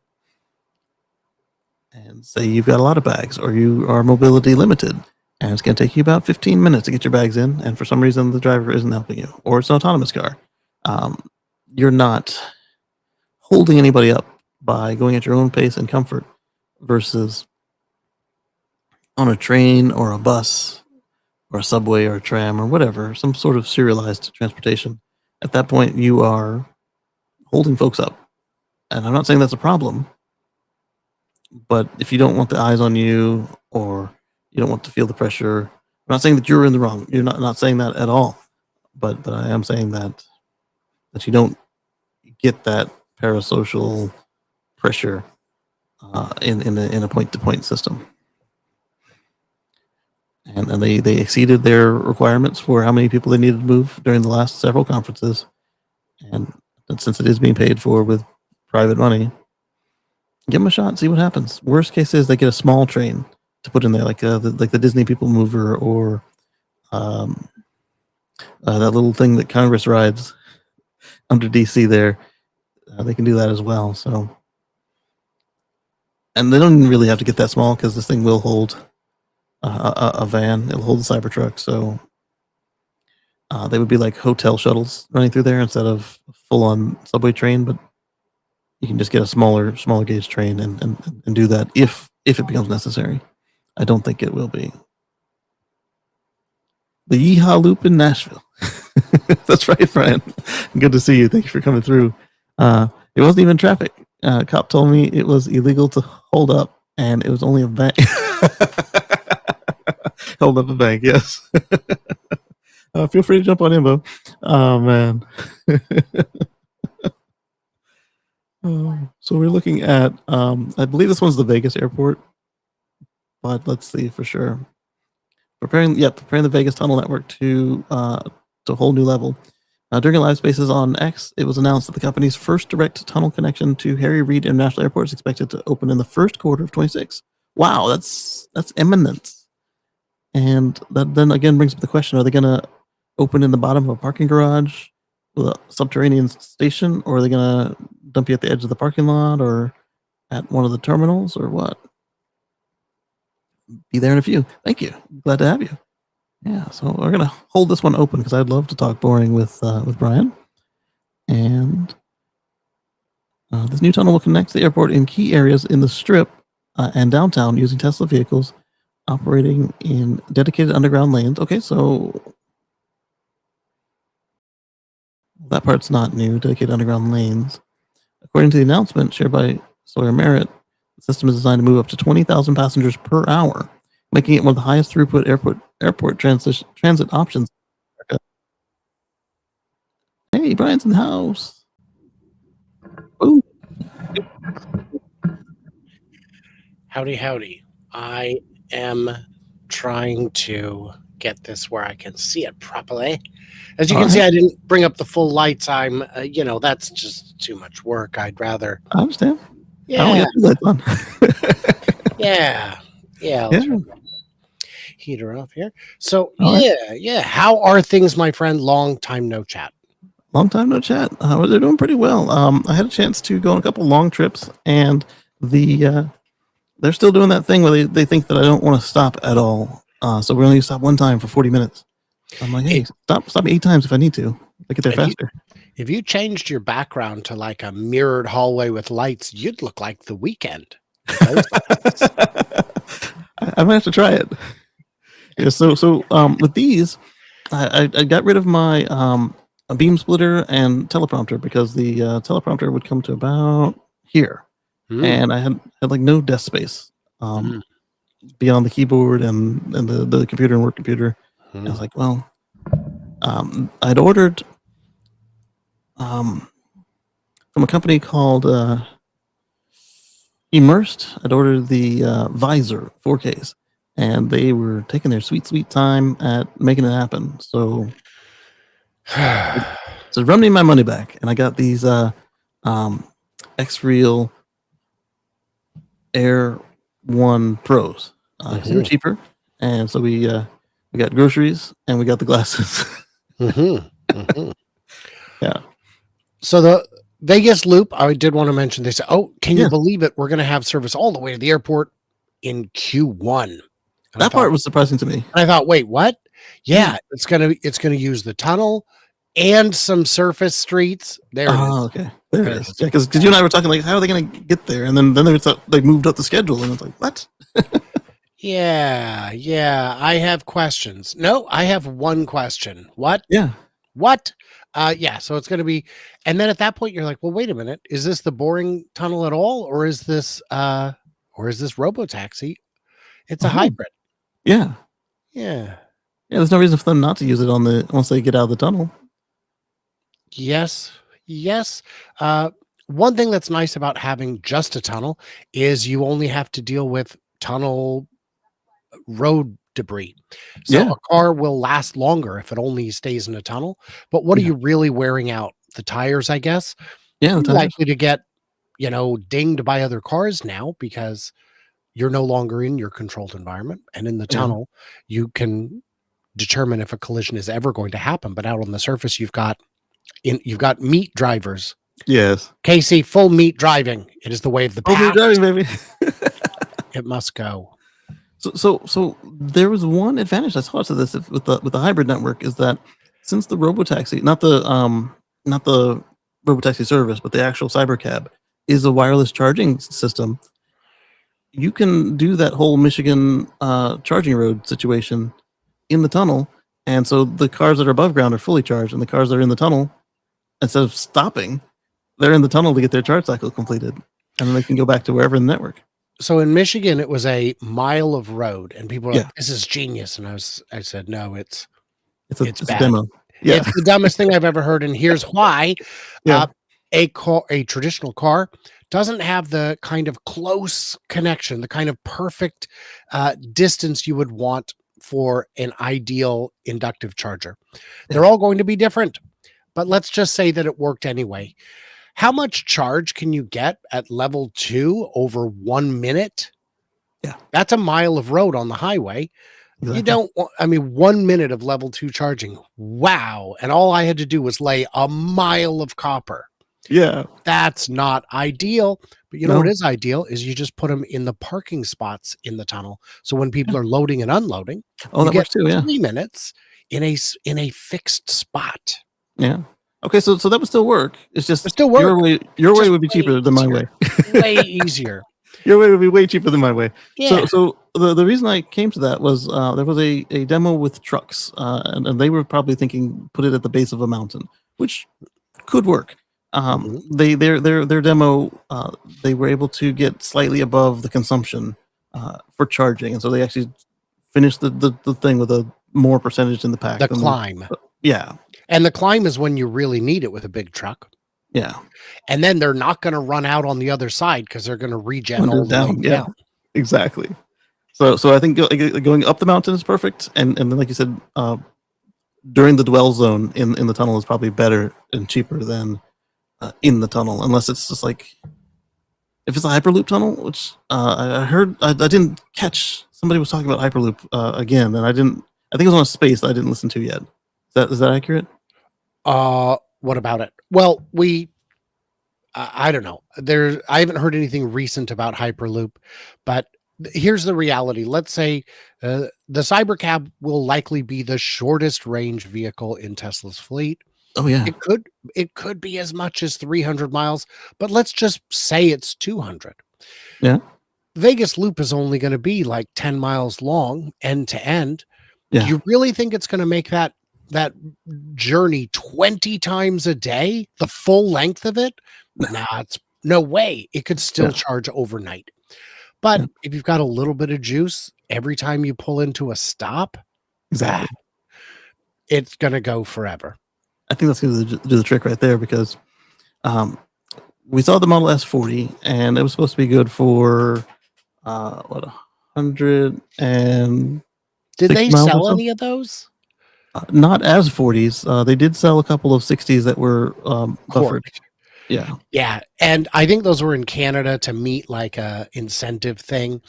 And then, of course, you could immediately do the software upgrade, which everyone did. Well, Alex from Out of Spec Renewed, who runs the Wattworks shop in Portland, has a Model S with, I don't remember, about 300,000 miles on it. Yeah. It was a car that was somebody bought with unlimited miles, warranty, lifetime free charging, but only 8 years or 10 years, or I think it was an 8-year warranty, but unlimited miles, unlimited supercharging. Yeah. And they used it as a Vegas to LA and back shuttle. So every day that one. they would drive to Vegas twice. Nice. Every day for 7 years and like 8 months. And then the warranty's still there. Yes. Who's going to buy this thing? It's got 250,000 miles on it. Yeah. Alex is going to buy it because There you Alex go. knows how to fix it. Yeah. It had the battery replaced precisely once during that time, which is Oh, not bad. fantastic. Yeah. If you had a car with 275,000 miles that had its engine replaced once, no one would go, what a piece of junk. Right. Exactly. And it was replaced under warranty. It didn't even cost you. I said, wow. So what of all the repairs it's ever had? He goes, he goes like, what, the one battery and like one control module. That's not I go, bad. really? How? Yeah. No door handles? He goes, 7 door handles. Oh, okay. Okay. 7 door handles, because they were the early ones. Yeah. Yeah. No, tons of those. I mean, all day. Yeah. I just keep a box of them in the trunk. Oh, No, man. No, not quite that bad, but the new ones are better. They were but- way better. He did I had recently 6 on mine. replace the battery just cause. Just By 'cause. Oh, nice. just cause he owns a shop, and it was a 60. He wanted a 90 Oh, I or gotcha. 100. I don't remember what he upgraded to, but I just I think we covered him. Yeah, he was 100. yeah. So or he went 90, to 100. yeah. Yeah, because I can get 50% more range for $5,000 A or little bit something. later. Yeah. Exactly. Yeah. So done. The ones that you could unlock were sold in the States. The one in Canada, I think they had 2 versions in Canada. The Model 3 that met the requirement. Mhm. I think they might only sold like 2 or 3 of them because once it's sold in Canada, it was not allowed to unlock, unlike the US one, which made it completely unappealing. But what it did do was make their entire range qualify. So it was worth the 2 vehicles. What a bunch of jerks. But worse than that, there was a Kia. There was a Kia or a Hyundai. It was either the EV6 or the Ioniq 5 that did the same thing for the same reason, and somebody got hoodwinked into buying that thing. And oh man, the story of it was his last dollar. It was a good sale, and then he went to go use it, and it was like, oh Well, no. I hope I'm only going to the library and coffee, because that's where this car goes. But the beauty is, I'll tell you the beauty on that car, Casey, is that you maintain the full charge curve for the entire charge. Yeah. And after 20 years, you're still going to have 100% of your battery range. Nice. Well, think like about that. it, because you know, You're not using it all, yeah. that's what I said is, look, I got it solved, Casey. I figured Yeah. it out. I've got a car that can maintain full charge and will have zero degradation over the life of it. Yeah. What we do is we take a Hummer battery and we put it in a bolt, Yeah. and we only give you 50 kilowatts of Yeah, the there you go. 230. It's It'll never before it'll be disintegrated to dust before it ever has enough degradation to notice. yeah. You're at 35% capacity. It still shows 100. I still Yeah. get my 50 kilowatts. It's Yes.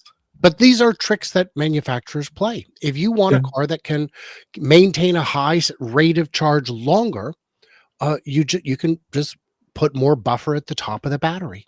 Yeah. Absolutely. And I think that'll do the trick. But what do you think this one will be? Will it be a 20 kilowatt hour, 30 kilowatt hour? The In what? Cybercab? The Cybercab, 50, especially the 50 one is on my the guess. 50. 50 is my guess, because my original guess was 35. Yeah.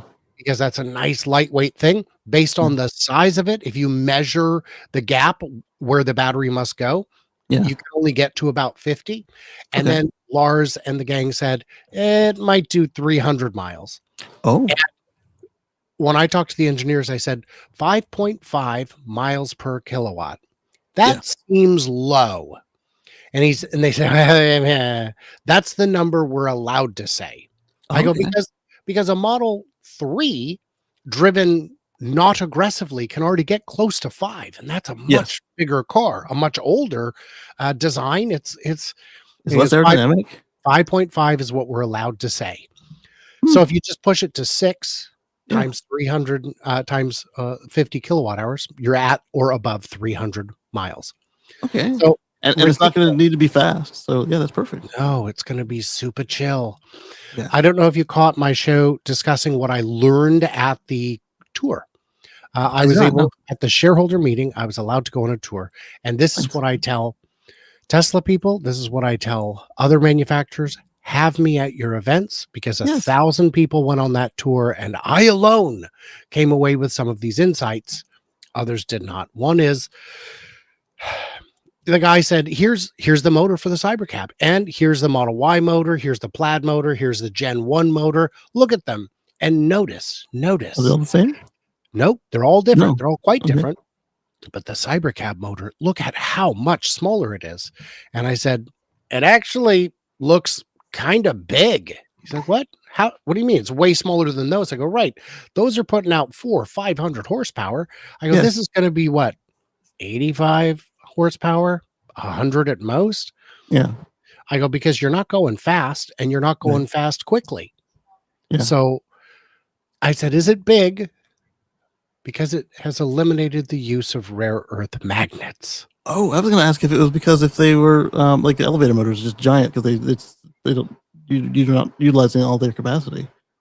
And no rare earth magnets. That's good. And he said, I'm not allowed to discuss that. That's a yes. That's a yes. No's are easy. I'm not going to dignify that with an answer. Dignify it with a no. So that's an answer. Nobody else thought to ask that. Another one I noticed was, then we got to see the wiring harness, and can you guys believe how complicated it is? And Cern Basher was on my tour, Xander was on my tour, and all of us looked at it and said, no, it's not. That's the simplest wiring harness I've seen ever. That's like back to the 50s, maybe. Yeah. It's very simple. And what you could visibly see is that these are 48 volt. That was confirmation. We knew that. Good. But there is one extra wire to each wheel of a gauge that's quite a bit thicker than you would expect from 48 volt. That's for brake by wire. Brake by wire. Brake by wire. Okay. It's got to be. That's the only thing that you would need thicker wire for, because you've got to still pass a lot of voltage. And at 48 volts, it's probably going to look about like a 12 volt wire. And the thing is, the whole wiring system was like wrapped in, I don't know what you call it, like conduit basically. But right at the end, there was this much poking out where you could see how many wires were in there and what the gauge of the wires was. And I was like, there it is. Found it. And that makes sense, because hydraulics, you still need a little bit of hand work for hydraulics. You can't do it all with the robot. You can't do it unboxed either. You have to have a continuous hydraulic line that runs basically the length of the car. Yeah. So you can't do unboxed. I asked an engineer at Ford why no one's ever done unboxed before. He goes, I can answer that because it's impossible. We're doing unibody. If you're doing unibody, you can't do unboxed. Cybercab is not unibody. No. It's Lego. Yeah. Because that's problem one. Problem two is the wiring harness. The wiring harness has to run the full length of it. What are you going to do? Build partial wiring harnesses and clip them together with a LAN Yes. network? Exactly. Yes, you are. It's 48 volt allows. Well, what are you going to do about your steering and your brakes? Those are always hydraulic. Are Steering they? by wire. Are they? And steer by wire, we were able to confirm you could see the pistons in the front that look just like the Cybertruck ones, though smaller. Yes. And here's my question to you, Casey, is Yeah. brake by wire is not as established as hydraulic braking. Correct. What would you do about a fail-safe? What happens? You got to be able to stop the car. I built a, Ford Taurus with brake by wire. Do I have a fail-safe? I guess I could. Fail-safes. I guess I could put in I could downshift. I could brake with the e-brake manually. You could do that, and you've got your regen from the motors. And that's the thing is your regen is your fail-safe. But not just your regen though. Your two of your brakes is enough to stop the whole car, right? Well, I mean, presumably, but so as long as they're not on the same side in the panic stop, you're good. But if your regen can get you from 0 to 60 in 5-6 seconds, it can definitely get you from 60 to 0 in the same amount of time. Maybe 2 seconds more. Yeah. Yes. And the other thing to remember is with like the brake, with the steer by wire, it's not just, so it's got a push motor and a pull motor. Yeah. And did you know that they will variably adjust to test the other guy? So if this one is failing, this one will say, hey, when I gave 51% pressure, it wasn't pushing back. Or not enough, or slower than normal. Right. And that's why you would, on early Cybertrucks, get a steering fault notice saying, you need to pull over because I can't ensure that the first. I like that. It wasn't sure. And then the rear motor was, you can always just lock that out or compensate for it because it's in the back. It's only 10 degrees, I think. Yeah, so even at that, you could just kind of drive Callywumpus to the exit or to the shoulder. And we've seen that on traditional cars that people put back on the road that probably should have had a straightener first. I only have to make it to Cleveland, so I should be fine. Nope, sir. Sir. No, it's fine. It's just when I get over 50, it gets a bit squirrely, sir. Right. So those were some of the things I was able to piece together that the other 1,000 people on the tour just didn't know what to look for because they're not analysts. And it chaps me. It chaps me, Casey. I see influencers who have much, much smaller channels getting access in ways that I don't because because these companies know all they're going to do is take pretty pictures and go, ooh, that new green is eye-popping. Yeah. Where I'm going to say, how exactly is this piece going to make it into production? Yes. And they'll go, this guy. Or what did you do to make this green happen? Is it economical for them or you? I saw it was VinFast had this beautiful pickup truck at an auto show. And I said, you're going to see a lot of stories about this pickup and how definitely real it is. And I'm here to tell you how definitely not real it is. Let's take a look. The windows are gorgeous, oversized, cartoon, bubbly windows. Those are too large. They can't roll down into the door. Even a little bit. Yeah. Well, I mean, they're just too big. I mean, look at the prototypes you see at auto shows. The windows are routinely much too big. Yeah. And I said, but also the big thing is it had, what do you call those? Like, you see them on crew cabs where the rear door kind of, so it's like a 4-door, but the back doors pop open. So like suicide doors on the back. Yeah. So you end up with this big opening on either side with no B pillar. And not the thickness in between the two doors either. Right. And so I'm looking at that going, that's not impossible, except that these doors are so large that this space is now very big. And instead of a traditional roof beam, it had just a single down the middle that split off to this. I'm like, nope, there's not enough structure. This will never make it to production. It would be impossible and a death trap. And the VinFast folks are like, Brian, you just hate everything VinFast.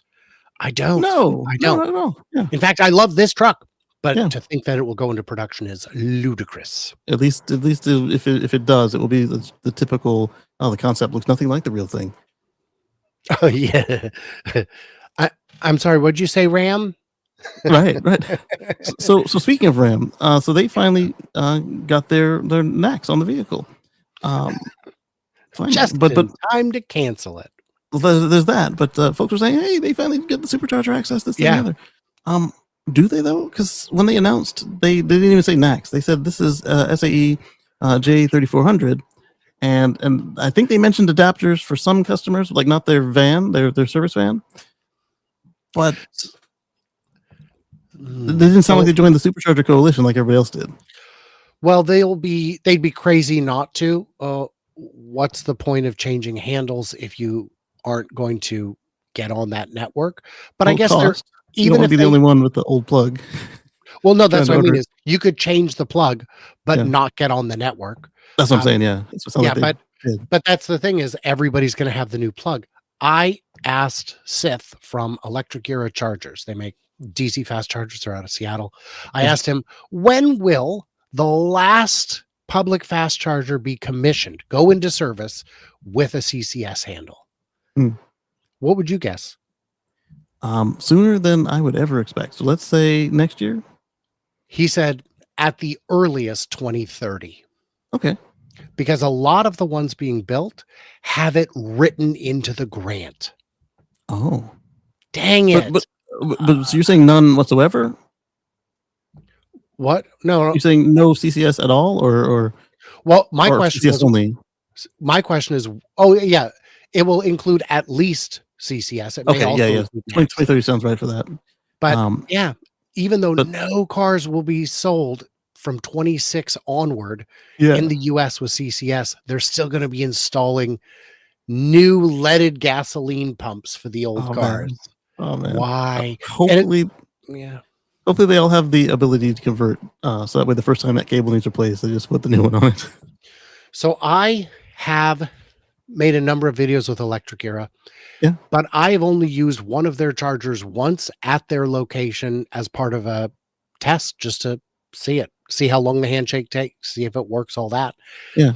So what I did is I reached out to him and said, hey man, I'm going to be driving to the Bay Area next month. Do you want me to use exclusively your chargers for the trip?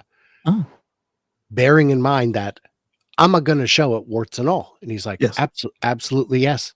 Absolutely. Okay. Yes. We're way past 99% on our uptime. Our handshakes work. You're in a Tesla. Those definitely work. We've got a lot of support for those. Yeah. Give it a shot. Make us look as good or bad as we do. And I'm like, okay, nice. Great. And then he said, how much are you going to charge me? And I'm like, oh, I don't do that.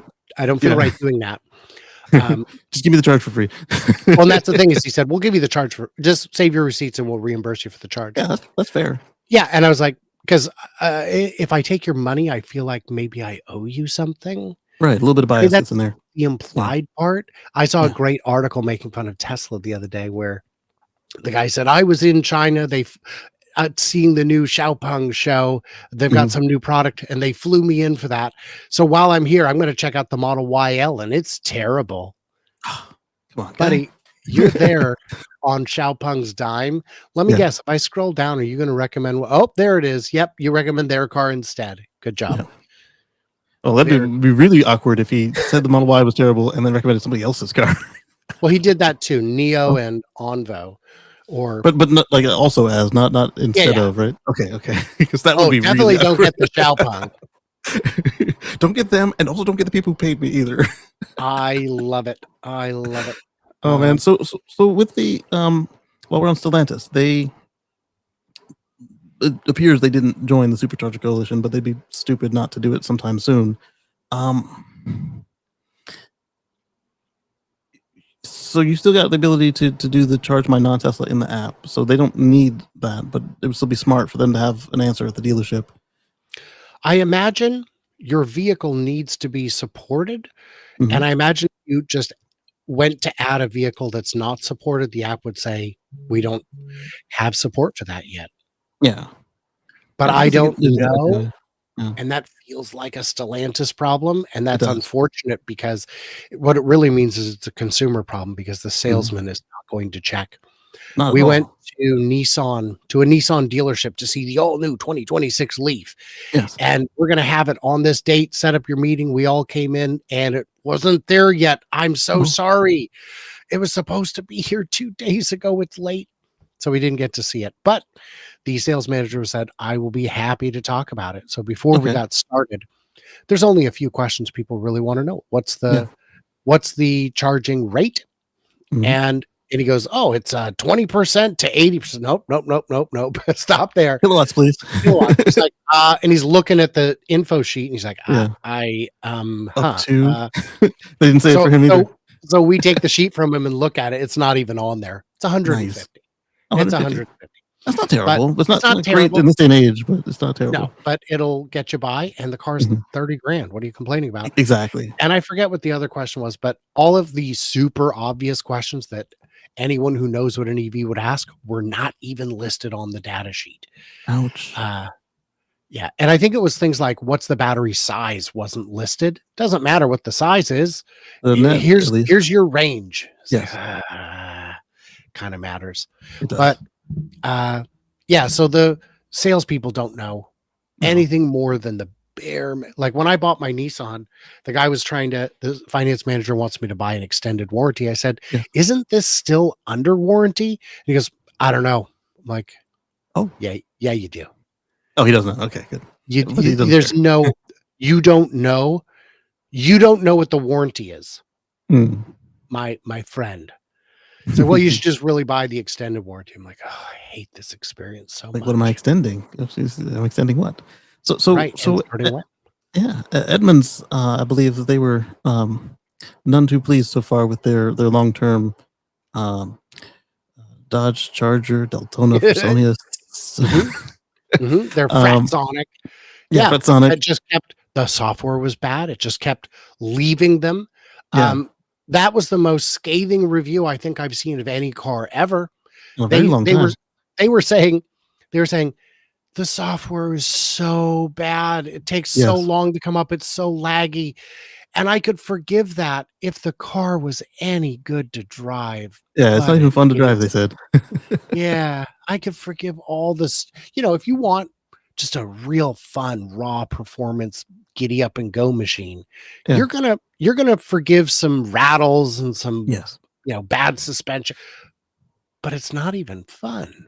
Right. At the Portland Auto Show, I saw a teenage son with his father. I'm guessing Mhm. they're both my kind of people because the son said, "This Dodge Charger is one of the cars of all time." One of the cars will do. And I looked at him, I said, True. "It is, isn't it?" He goes, it is one of them, yes. I'm like, oh, I love this kid. This Yes. is Oh great. man. Yeah. So every time in the past when I've brought up this car and we were looking at it and I'd get the price on it and I'd look at it and I'd look at the performance, I'm like, why not get anything else except for like something that was meant to be a Camry, like where they wanted it to be slow, like everything else. Then I looked some more, like why not even get any of the SUVs and trucks? They're better performance cars than this American Muscle is. I was like, why? And then we look at the Model 3 performance. It's like, well, that's cheaper and does everything way better too, Right. and it's lighter and it's a sports car. Don't even get the performance. Get a long range dual Model motor. 3. Yeah, Yeah. it's a long It's- range. If I had the choice between the Model 3 rear wheel drive and the Charger for the same price, it's a debate. The Tesla would win 100 times out of 100. Yeah, like literally we had like the ID4 and the Bolt and the current Leaf at the time were the only cars that were not competitive with that. I was like, what? This is crazy. So we've got Stellantis is finally on NACS. VinFast is the only one left, right? Maybe like Ferrari or somebody, but they're Stellantis, right? No, Ferrari No, is its own thing. So they're on, okay. Yeah. So what they're doing, who knows? With Ferrari and VinFast, I'd say they're not selling enough units to matter. VinFast is selling much better in Asia, and they don't use NACS in Asia. So, well, as long as they stay out of South Korea and was it Malaysia, Vietnam? That's Not true. Vietnam. they're using NACS. Yeah, Japan. Interesting. Mhm. I just assumed Japan was Chatamo ride or die. Well, they've got the Chatamo is dead. They've got what's that thing they're doing with China? Xiaoji, Xiaoji, It's a Xiaoji. China, yeah, it's a Chinese standard. Yeah, but I'm wondering now though that Afila and was it Afila, Nissan, and there's one other that are doing Max in Japan. So I'm like, are they really going to go to Xiaoju? I'm butchering it. I know because I can't remember the exact name. I think it's Xiaoju. I'd correct you, but I have no idea. It's okay. I'm not doing it on purpose. Yeah, there's a China charger. Beats me. Yeah. Not that we have a lot of people watching us from China anyway, but it's not out of disrespect. It's out of non-native tongue. Yeah. It's out of market ignorance. There you go. As opposed to the Tesla life, which is Mark ignorance. No, I tease Mark. I had a show with Mark that we recorded last week that just aired, I don't know, 3 days ago, where my intro, man, I was on fire. I was talking about all these disappointed articles and headlines and how I scour the news all the time. And I found so many articles and headlines with the word disappointment in them that I just had to bring them up. And if you want to share in the feeling of disappointment about me, join my buddy Mark, who's always disappointed in me. And it cuts to him. He's like, "Oh, gee." I'm like, "Sorry, man. It works. The intro got away from me." It did. I have fun with Mark. Oh man, so sorry. So back on this boring loop to the airport. They're saying 20 to 40 minutes during peak hours on the surface. So their hybrid should be 5 minutes. Well, even if they miss that by double, that's still half the speed or half the time of the shortest surface travel, right? I don't know. I don't know what their plan is. Is their plan are they going to get like a little service access road that is at the airport that is not for public use? Because you could do that. You could have an at the airport above ground service road that would cost a fraction of a tunnel and get the job done today. But if it has to go out on the roads for any part of it, the real roads, you're at the mercy of the traffic gods there.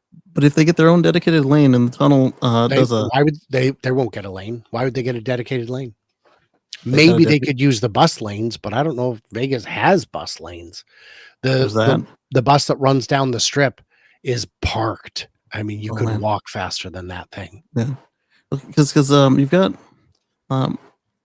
if they get their own lane somehow, then they could just get Ninja Turtles it straight up. Whoop, there they are in their lane. Then they go back down. That way they wouldn't need as much tunneling. If this works, and then they go ahead and make the whole thing a tunnel, would they pop up in like an underground station under the parking garage or straight to one of the terminals? That's always the question, right? Because I don't know if you've seen how the public transit works at train stations, at airports in other countries, but like in a lot of them, you just go to the terminal and you go downstairs and there's the train.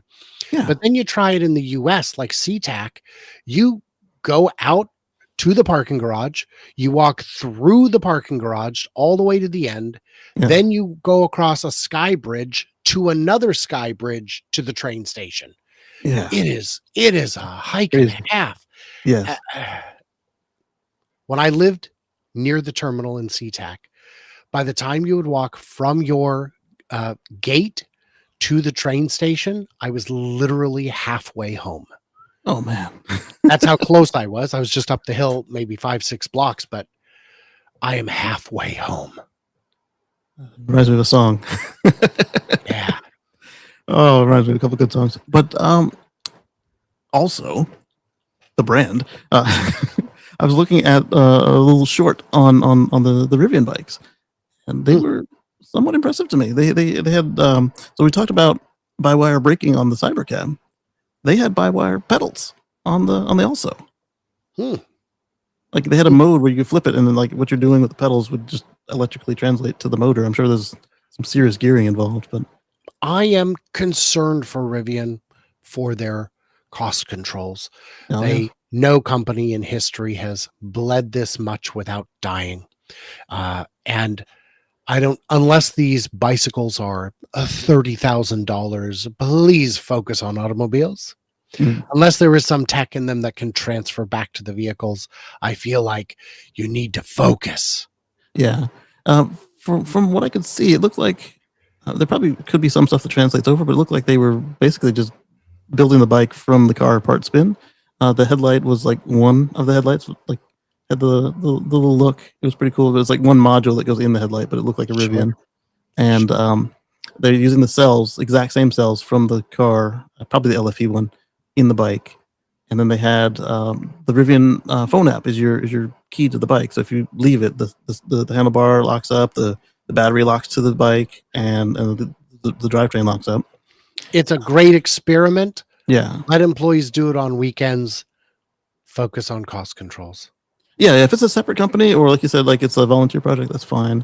I would Rivian like it. is having a big autonomy day coming up in 11 days. It's only 11, so maybe that's 12 days depending how we're counting it. But they Rivian has an autonomy day coming up. I did reach out and ask for an invitation.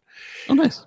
But then I found out, I actually have a thing that day. So I haven't pushed the issue, but don't worry, they have not responded. Okay. There are, as I see it, 3 levels of importance in the Rivian media world. The people we reach out to, like proactively, the people we draw into the fold, the people we'll invite to events, and then the people who just get, press releases. I'm on that 3rd list, and it is exasperating. I once did have the service center say, we are going to contact corporate on your behalf and get you overnight test drives. And then I called a week later and said, how'd it go? He goes, the layoffs hit, the guy's gone. And that was 2 years ago. Yeah.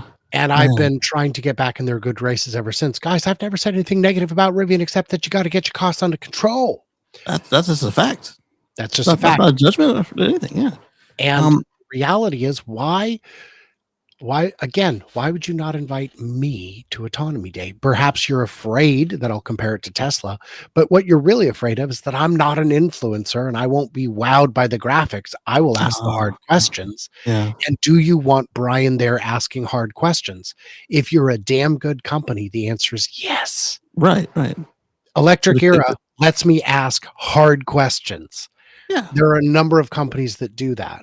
Yeah. Because you're not out for a gotcha. It's just, hey, here are all the facts. We know what we got. Yeah. We are happy to talk about it. But if you know what you got and I'll see through it, definitely don't invite me. So from what I've seen of the Rivian current level of autonomy, like when I was at the event before the R1s went on sale, one of the engineers suggested that they would be able to do what Elon was selling FSD would be able to do at the time with I had FSD 2.5 in the car. Yep, 2.5. And he was saying that what Elon was promising that they could do with 2.5, they would be able to do in the woods. It's like, how? That's interesting. And then what has come out so far seemed competent. Sure. They had to do a computer swap too. I mean, not that they did the old ones. Yeah. I don't know what they have. So here's the thing with a lot of these autonomous endeavors. Let's take it back to building a fast machine. So I can run real fast and you can build a bicycle and you go, look, this thing is going to be faster. And in the early trials, you're like, boy, it's not faster. In the later trials, it is faster. Yeah. And then you keep refining it. And pretty soon you're going 50 miles an hour on a bicycle. Right. With minimal effort. Can you go 100 on a bicycle? Once? You know what? Let's start talking motorcycle, right? Yeah. Okay, now we've switched. And the problem is what Rivian has may be a very fast bicycle. It may even be a very fast motorcycle, but it doesn't mean that it can progress from there without a massive philosophical change. Tesla version 5, 8, 10, those could not get to 14. They needed to make a huge switch to neural nets. They hit a local maximum. And when you look at Mercedes level 3, can you believe it, Casey? They're the leaders. They have them and Honda. They got it. I guarantee you that every level 3 Mercedes-Benz user in the US combined has fewer miles logged than one or more people that I know personally on Tesla. Then just me. I Yeah. promise you. Because maybe not their engineering team, but you have to be on a clear sunshiny day. You have to be following somebody. Has to be a traffic jam. Has to be less than 40 miles an hour. With the speed limit of more less than than 60, more because than 60, but less than 70. right, well, because it has to be a certain kind of highway going Yes. at a speed that no one should. It's traffic jam assist, Yeah, but it is. and on top of that, you also have to. It has to be a road that they've already mapped, Oh, of course. and then at that point, they are willing to take liability for whatever happens in your Acura. Sorry, it wouldn't be an Acura. It's a Honda. Whatever the Acura RL is over there. What if the 50 sun of is them. what if the sun is setting and I'm driving west? You're not allowed to drive during sunset. It has to be clear sunshiny day. Right. If the glare is in your eyes, the car's out. It's like Right. this, guys. I'm certain that The only beautiful part of it is that they're willing to take liability. now my question is, from an actuarial standpoint, Mhm. how much money do they need to have to cover the insurance for this small number of miles periodically? And I'm going to tell you, just the extra that they charge for this service Yeah. covers the insurance. Okay. I was gonna say maybe they're self-insuring because Well, that's what I mean is they might be self-insuring, but Yeah. they know the Or risk maybe- of accident in this situation is very low, Yeah. probably not higher than it is with a human, Yeah. and that they are charging. I mean, you can probably measure it Probably in. as much as FSD does, right?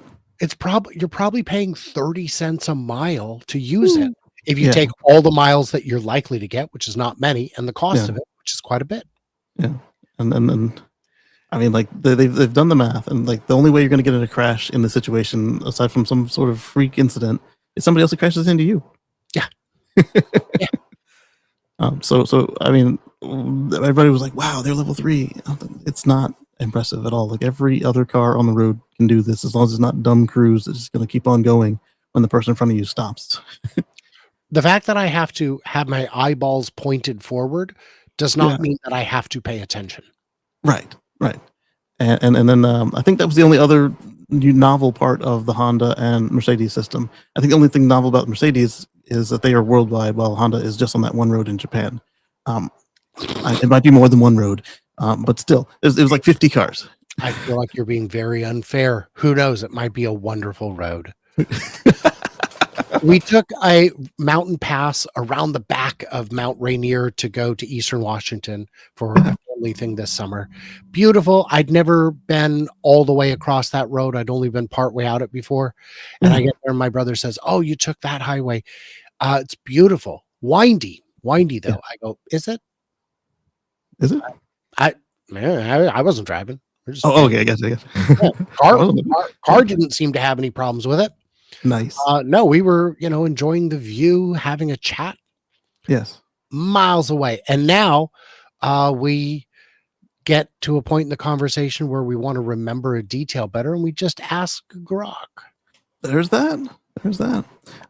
I think it's gonna be something that was just unforeseen. Like I worked with a guy whose dad got to see the invention of the automobile, its proliferation, and he made it till not too long after the first shuttle. So he saw the internet come around, sort of. Personal computers, yes. Personal automobiles, and like he went to school on a horse or foot, and there's a subreddit called Betty White for Scale that that compares pretty surprising timelines. Where it'll say things like, Abraham Lincoln did not know of the existence of pandas. yeah, Pandas were not known outside China during Abraham Lincoln's lifetime. but a samurai could have received a fax message.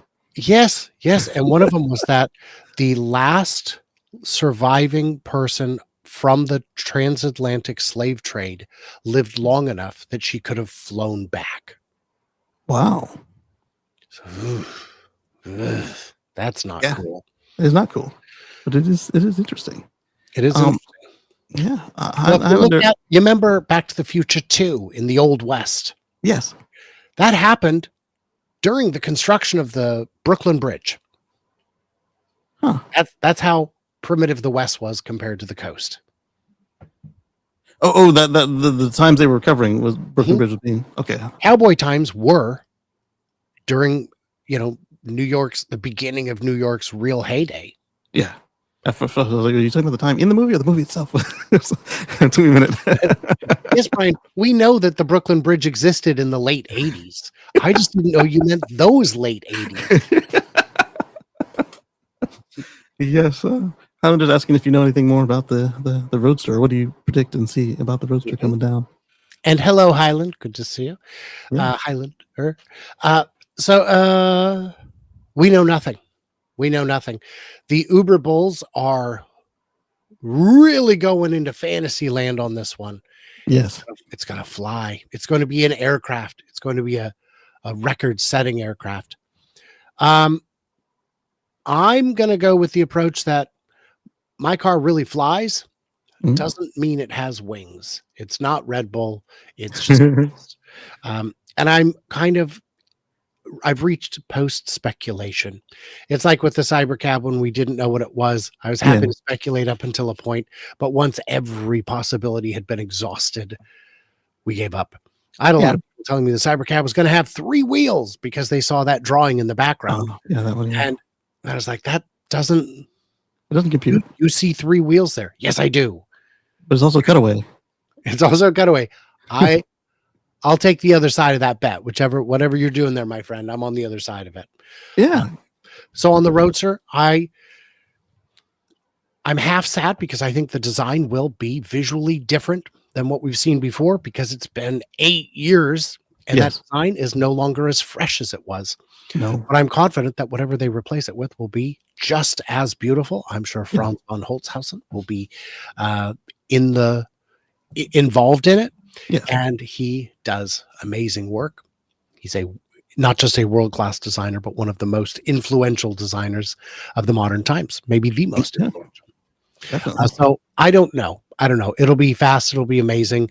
And I'll tell you what I want more than cold gas thrusters to go real fast is cold gas thrusters to stop real quick. Yes. It's that part. Because I was like, if it can literally jump, hopefully it also keeps reserve to stop. Yeah. It's not the speed that kills you. It's that sudden deceleration at the end. Exactly. I was in FSD yesterday, and I saw I felt the wind, everything, but then I saw a car carrier, which is not the most unstable transport truck out there compared to a tall van or something. The van trailer is not the minivan, and it did one of these, and I was like, I hit the brake, and I just started pacing him till the people who were doing the whale pass had left me enough room to get all the way past. It just scream past. Yeah. So they I also was right there so that the people who were trying to pass me on the right couldn't, and so then I just waited until it was clear, and I slammed the lightning pedal. The truck was gone, and I put FSD back on. Lightning pedal, love it. Yeah, the lightning pedal. I just wanted to make sure that the thing didn't start tippity, and if it did, that I was on my way past it when it happened. Love it. The Zeus pedal. The Zeus pedal, yes, baby. So I made a video once I was very proud of. I said a lot of people are criticizing the design of the Cybertruck, saying it's dumb, it's stupid, it's ugly, it's whatever, right? Okay. And I said, so let's look at some designs from history. Here's some sports cars. These are beautiful sports cars. We can agree they're a little different, but they're still beautiful. Okay, now let's talk about different kinds of cars. Let's talk about ones with high utility. And I showed some buses and some other stuff. Let's talk about simple, elegant. Here's like the Volkswagen Rabbit and some others. And I go, and what do all these cars have in common? Giorgetto Gugara is the designer. He designed literally every single one of these cars. Now, maybe you liked some of them. Maybe you loved some of them. Maybe you hated all of them. It doesn't matter. He's a very influential designer. And what did he have to say about the Cybertruck? And I brought up his quote. It is like, oh, damn, he loves it. Oh, because, you can say it's a bad design, but let's ask other designers. A designer, yeah. I love asking an electrician what he thinks of the previous electrician's work. It's always, oh, this guy, I don't know. It's like Right. asking a software developer to look at a previous developer's code. What is this? Come But on. but if you get a flat answer, like, oh, okay, they did a competent job. Mhm. Occasionally you get like gushes, like, man, wow, but that's rare. my brother, the electrician, when Yes. he would work on mansions, like really big, so on a normal house, he would leave one or two stupid things wrong, so the inspector would have something easy to call out and feel like he's doing his job. He would do it Right. on purpose. Okay. On the mansions, he would do it perfectly. And more than once, he would get the inspection notice, would say, good job on it. You're not Right. supposed to write that, just good job, exclamation. Yeah. That's Because, good. and he's like, yeah. And he's like, well, this guy I know owned an elevator company. He is an electrician. So I'm Yeah. going to make the panel look like artwork inside Nice. because I know he's going to look. Yeah, just the owner, not even the inspector. The owner. Looks, Yeah. yeah. The inspector sees that and he's like, oh, Jim, what he's showing off again. And yeah, it takes a little bit extra, but what it really does. takes is some headspace. So Yeah. for this customer, I'll dedicate it. There you go.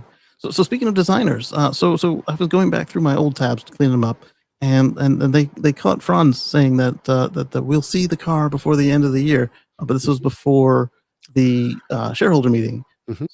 We heard that a bunch of times. We heard we heard everybody say it, and and what I said is they say a lot of things. Right, but Franz and Lars and Wes are not. I don't put them in the same category where I have this phrase of he just says stuff. It's Elon who just says stuff. Yes. Was there a reset before this, or so what do we know? Franz is just the designer. He has nothing to do with the actual production timelines or any of that. Right. His team's job is to take a design and give it to the production team and then argue with the production team back and forth so that as much of the design is retained in a way that's manufacturable, but they know nothing about timelines. If Franz said, I can tell you the date that FSD will be done by, I'd throw it. I wouldn't. Yeah, I wouldn't. Yeah, He doesn't know. Someone said, and I decided not to pick too big a fight on this one. Someone posted a picture of the Robovin and tagged Ashok Alaswamy in it, saying, we want this. And Ashok said, on it. And they go, proof, they're working on it. No, Ashok doesn't build vehicles. Ashok designs the FSD. Right. He means the autonomy part, not the physical. Right. Not only the autonomy part, but like you've got Model X, you've got Cybertruck, and you've got Semi. That handles what happens with a big vehicle. So the van just slots in between those other big vehicles as far as how it needs to control itself. Yeah. So what I said about it was, oh, great. I said, oh, Lord, am I going to have to debunk this for the next 8 months? Yes. Yes, you will. Yes. Yes. Well, I'll tell you, Megapack's great, but it needs a steering wheel. But my point on that one though was Franz should know something about the design part of it. If we're going to show off the design before the end of the year, and then that changes, does that mean that changed between when he said it and when Elon got on stage? Was there a reset or? I think the plan is we're not going to show it until it's ready to sell. We're not going to do another, big reveal kind of thing where that's kind of smart though, because somebody put it. It might have been you. It might have been another person. They said that it's just like a car, but the Semi is probably the only production vehicle that needed a mid-cycle refresh before it ever hit serial production. That wasn't me. I would like, if you want to accidentally attribute that to me, okay, I will not go out of my way to correct you. That's great. It's phenomenal. Wow. Sadly, the Roadster's going to be the same thing. It's going to get a complete refresh before entering production. And if you had put that $50,000 in stock instead, you'd have $2 million. Oh man. Looks like you got a sponsor you can really get behind. I don't know which one you mean. If you mean Electric Era, maybe, but I don't really do so much of that. I did do a holiday post where I mentioned Joa accessories. Oh, I believe in them, and I got a 5% coupon code. nice. Quick Bandit. Do you know Quick Bandit, the I license do. plate frame? Yes. I get nothing. I have no discount that you can't get on the website, but Tony Yeah. does. Tony makes them himself in his He does. garage. Yeah. Great product. And what was the third one? Oh, EVJect. I take sponsors Oh, who do what they say on the tin. Oh, my yeah. coffee You're mug. talking about a Jeep Thai cup. We saw it. Mm. So we love doing the silly holiday baskets and stuff, but we Yeah. only buy them on clearance afterwards. So Yes. this with It's the from last year. peanut butter cups from last year Yeah. or the year before was like Okay. $4. That's good. We also got a giant, like 5-foot tall skeleton cat after Halloween for like $40. Yeah. And comes in a box. It's nice and compact. I come home, it's unboxed. Oh, for crying out, guys! It's November. Right. But that's Like, how could much have just left it in the box so that none of the pieces get Could have missing, and he left can it. sit next to the skeleton next year. It's in my living room, Casey. Yes. We had Friendsgiving. Giant 5-foot skeleton cat just hanging out in the corner. Friendsgiving was great, by the way. Excellent. Please tell me that the giant skeleton was out there with the turkeys around him or something. I forget what his name is. Tony's the one in the yard, but the one up above, the big one. When Yeah. we went to put he's got a giant Thanksgiving turkey shirt on. Mhm. I'm like, where did you find one that size, guys? But they did. The legs broke. Oh no! So he's kind of just a disembodied torso now, because a hovering torso, because apparently these aren't meant to be left out in Oh. all weather for years on end. Right. So the frame has rusted through. Oh man! So I would submit a report to the manufacturer. Maybe they'll get you the carbon fiber ones or something. I wonder if we could refabricate it out of PVC easy enough. You probably could. That's not a bad idea. Yeah. He deserves legs. Because right now Tina's like, it's so embarrassing. Tina, we have Halloween decorations on our house all year, and that's what you're embarrassed about?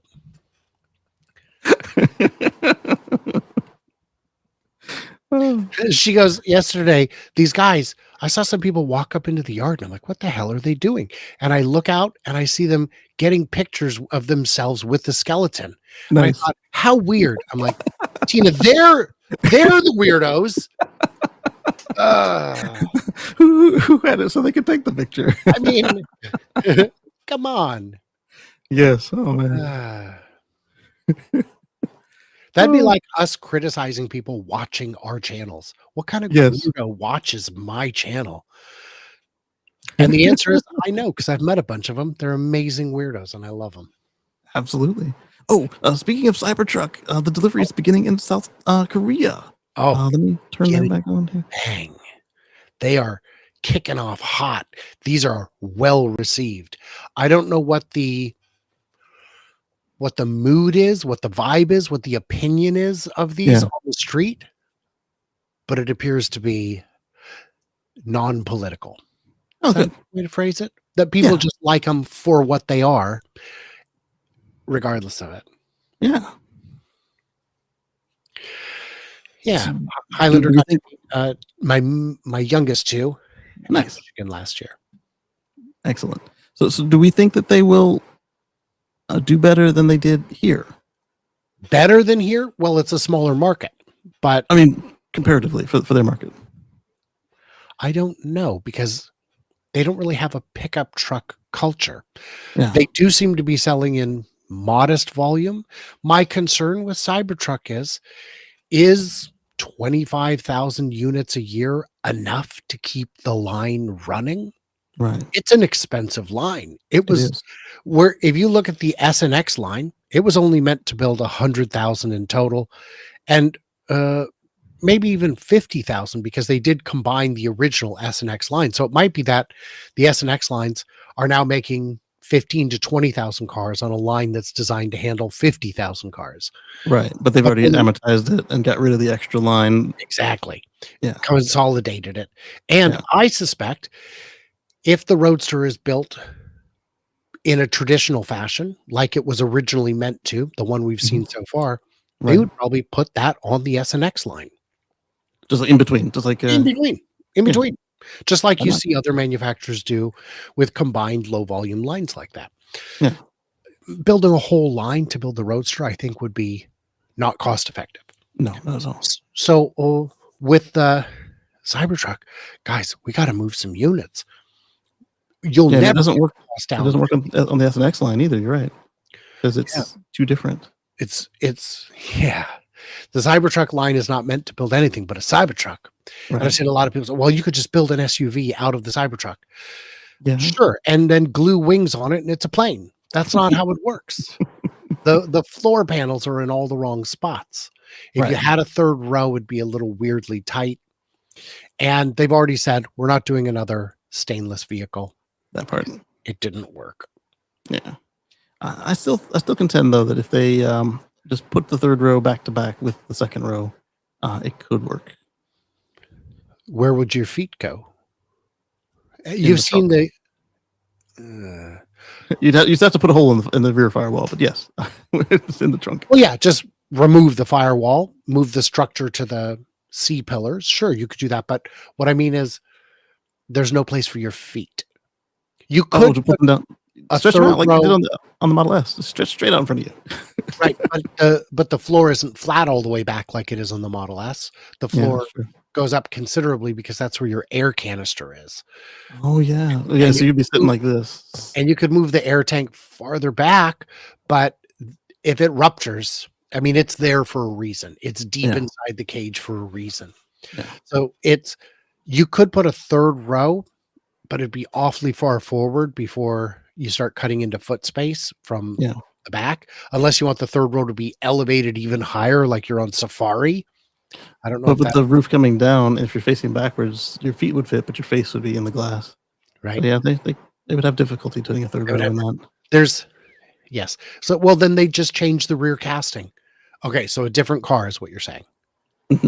Yeah, they would have to do something that is desirable and compatible with that line, which is Tricky. an endeavor. Because new vehicle lines are back before the economy went wackadoodle, they were $5 billion a new line, right?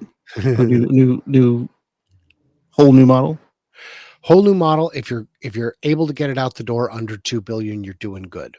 So you can see why they want to focus on volume vehicles over filling every single little corner of the market. Yeah, A lot of people, I really want an RV. Yes, you and 10,000 other people, but that's it. Yep. That's it. and you'd have to get a significant portion of that market at a profit, or at least become like the chassis of choice. Or I really hope that semi-production capacity is so smooth and so high that they run out of market and have to start selling other variants, like like a bus. well, a real bus, yes, straight bus. Yeah. like a coach for a Yeah, bus. coach. Yeah, like Give it to the coach builders. Don't even deal with it. Let them deal with it. yeah. They can sell the Greyhound or Yeah. or Newman or whoever, and yeah. MTA doesn't matter. Yes, and for that matter, make one with a little shrunken cab for hauling shipping containers around the port. Perfect. Yeah, just the pure drayage right around the port. Yeah. Perfect. Just and cut the range in half. We don't need it. Put Yeah. LFPs in it instead. It doesn't matter. LFPs and a third of the size battery pack because they can charge All day. And how far are you going inside the port? 1 to 2 miles every 20 minutes. Mm. I think we got enough range. Yeah. You wouldn't it be great to have one for pushing aircraft back from the gate? Yeah. All that torque. Better. And both of those two would only need one motor, so you could get rid of two motors. Oh yeah.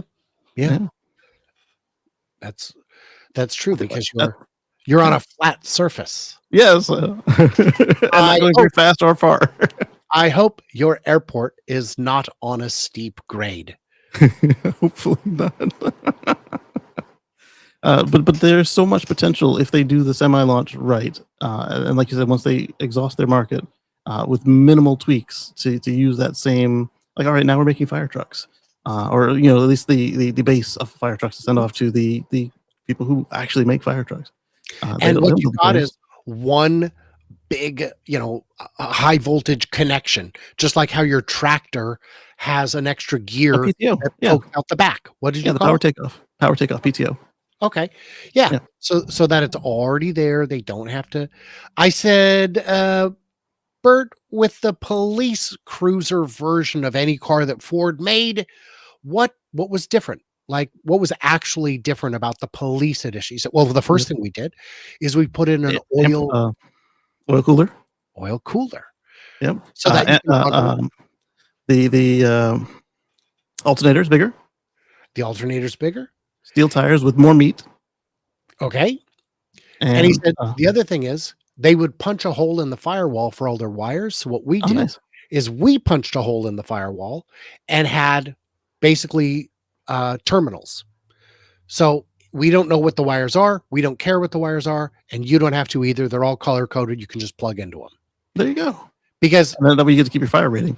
Because they would punch a hole in the firewall, and then you've got exhaust coming into the cruiser. Yes. And I said, Yes. Bert, why is there exhaust in the engine bay? And he goes, no. Yeah. Don't mess. Don't worry about that part, but it shouldn't be in the cab. Well, one little oil leak, one drop onto the manifold, you're going to get. Or they're running at high speed in a chase. They do a jump on a curb, and now things have shifted for a second, and you don't want that little burp, the fart, the burp, whatever, to end up in the cabin and gassed out your policeman. Yeah. So it's interesting to see the little changes that you make. Yes. I'm excited to see all the work that Unplugged Performance has done, but it wouldn't surprise me if in the future all that work is undone by a factory offering. Yeah. Hopefully they would at least buy it out. I mean, they don't have to, but it would be nice to see. Yeah. Okay, we're going to take this division and onboard them, or some kind of fair way to bring this in. We can lower the cost because we're going to do it at volume, but at the same time, now you have room to do the next thing. Just more awesome. Yeah. I don't know if the companies that had previously sold bigger alternators were compensated for just putting them on themselves. But again, they would be, though, because Ford's now buying the bigger alternators. They're not just making their own, right? They made the engines. Unplugged doesn't make the parts. They just put them on. Oh, okay. They do help design some of them, but really what they're doing is finding the right parts for the job. Yeah. So I don't know. Yeah. Beyond my scope, have you seen their amazing curb-proof wheels? I have not. You got a Unplugged Performance. They had a demo where they said, okay, go ahead and take the car and curb the wheels. And the guy's like, seriously? Yes, curb the wheels. So he's just driving, just grating them on the curb. And you pull back and you're like, yeah, that looks terrible. And you pop out the sacrificial ring and you put in and you tap in a new ring. And that's it. You're done. Huh. That's it. So, perfect for police applications. They look like these? No, it's not that one. It's got a ring around it. It's very boring. Let me see if I can find it myself. Unplugged curb-proof tire, curb-proof wheel. Oh, maybe it is that one. Oh, I guess it is. On the Cybercab. Yeah, I guess it is that one. And also, doesn't it look badass? It does, but it does seem that you'd have a range issue on the Cybercab. But I mean, would you rather have a slight range issue or keep constantly replacing tires and wheels? They, I think, currently only make these down to 19 or 20s. Mm-hmm. But it's got 18s on the cab, right? No. As shown, the cab had 21s and 23s. Oh, snap. There's the sacrificial ring. You see it. You get the idea. Just pop that out and then, okay. Pop it out. That makes sense. A new one. I found that I have got some, I don't want to call it curb rash, but I've got like these ringed stripes on one of my wheels, and it's not from striking a curb or anything. Like I hit something in motion with like 3 spokes. Huh. I mean, it's 8 years old, but it Were still, you still hurt me a little bit. quick question? Were you in a drag race against Grease Lightning in the LA River? It was not. I know some of those racers down there have spinny spikes on their wheels. Oh, it wasn't. It wasn't a spin on my wheels. It was my wheel spun like it looks like. Not, it's not the edge. It's in the meat of the spokes. Like I hit something in motion. Like maybe a rock hit me and I bounced it away or something. Well, I would say that doesn't work with the joke as well. I understand, but still. It's funny. Was that on the list? Yeah. I do like them, but I've never worked with them. I've just done a couple videos with one or two with Ben and one or two with one of the other guys there, but I don't have any kind of formal relationship with them, and I've never bought their products. If they were local, I probably would have bought the comfort suspension for the Model Y. Yeah. But I'm just so rarely far Down there. enough south to even think about it, and it is expensive, but Mhm. I tell you, getting comfort suspension on the Model Y would really improve my happiness now that I've spent so much time in the Highland Model 3. Gotcha. Okay, so this is interesting right here to me. Tesla is beginning FSD demo drives in Europe with a catch. So basically, you get it's not a demo drive; it's a demo ride. But you have to have a license. You have to have a license for Tesla to drive you around. That's apparently the catch, is that you have to have a license. Maybe it's to ride in the passenger seat.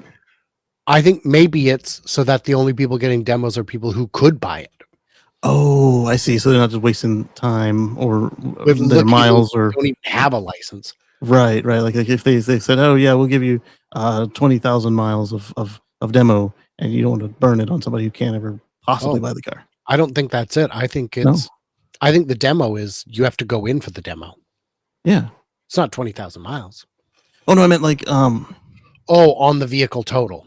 Well, not even on the vehicle total, but like if Tesla went to France and said, hey, we want to demo this thing that you don't let us sell yet, and they said, okay, you can do 20,000 demos, and do you want to burn any of them on a kid who doesn't have a license on a class project?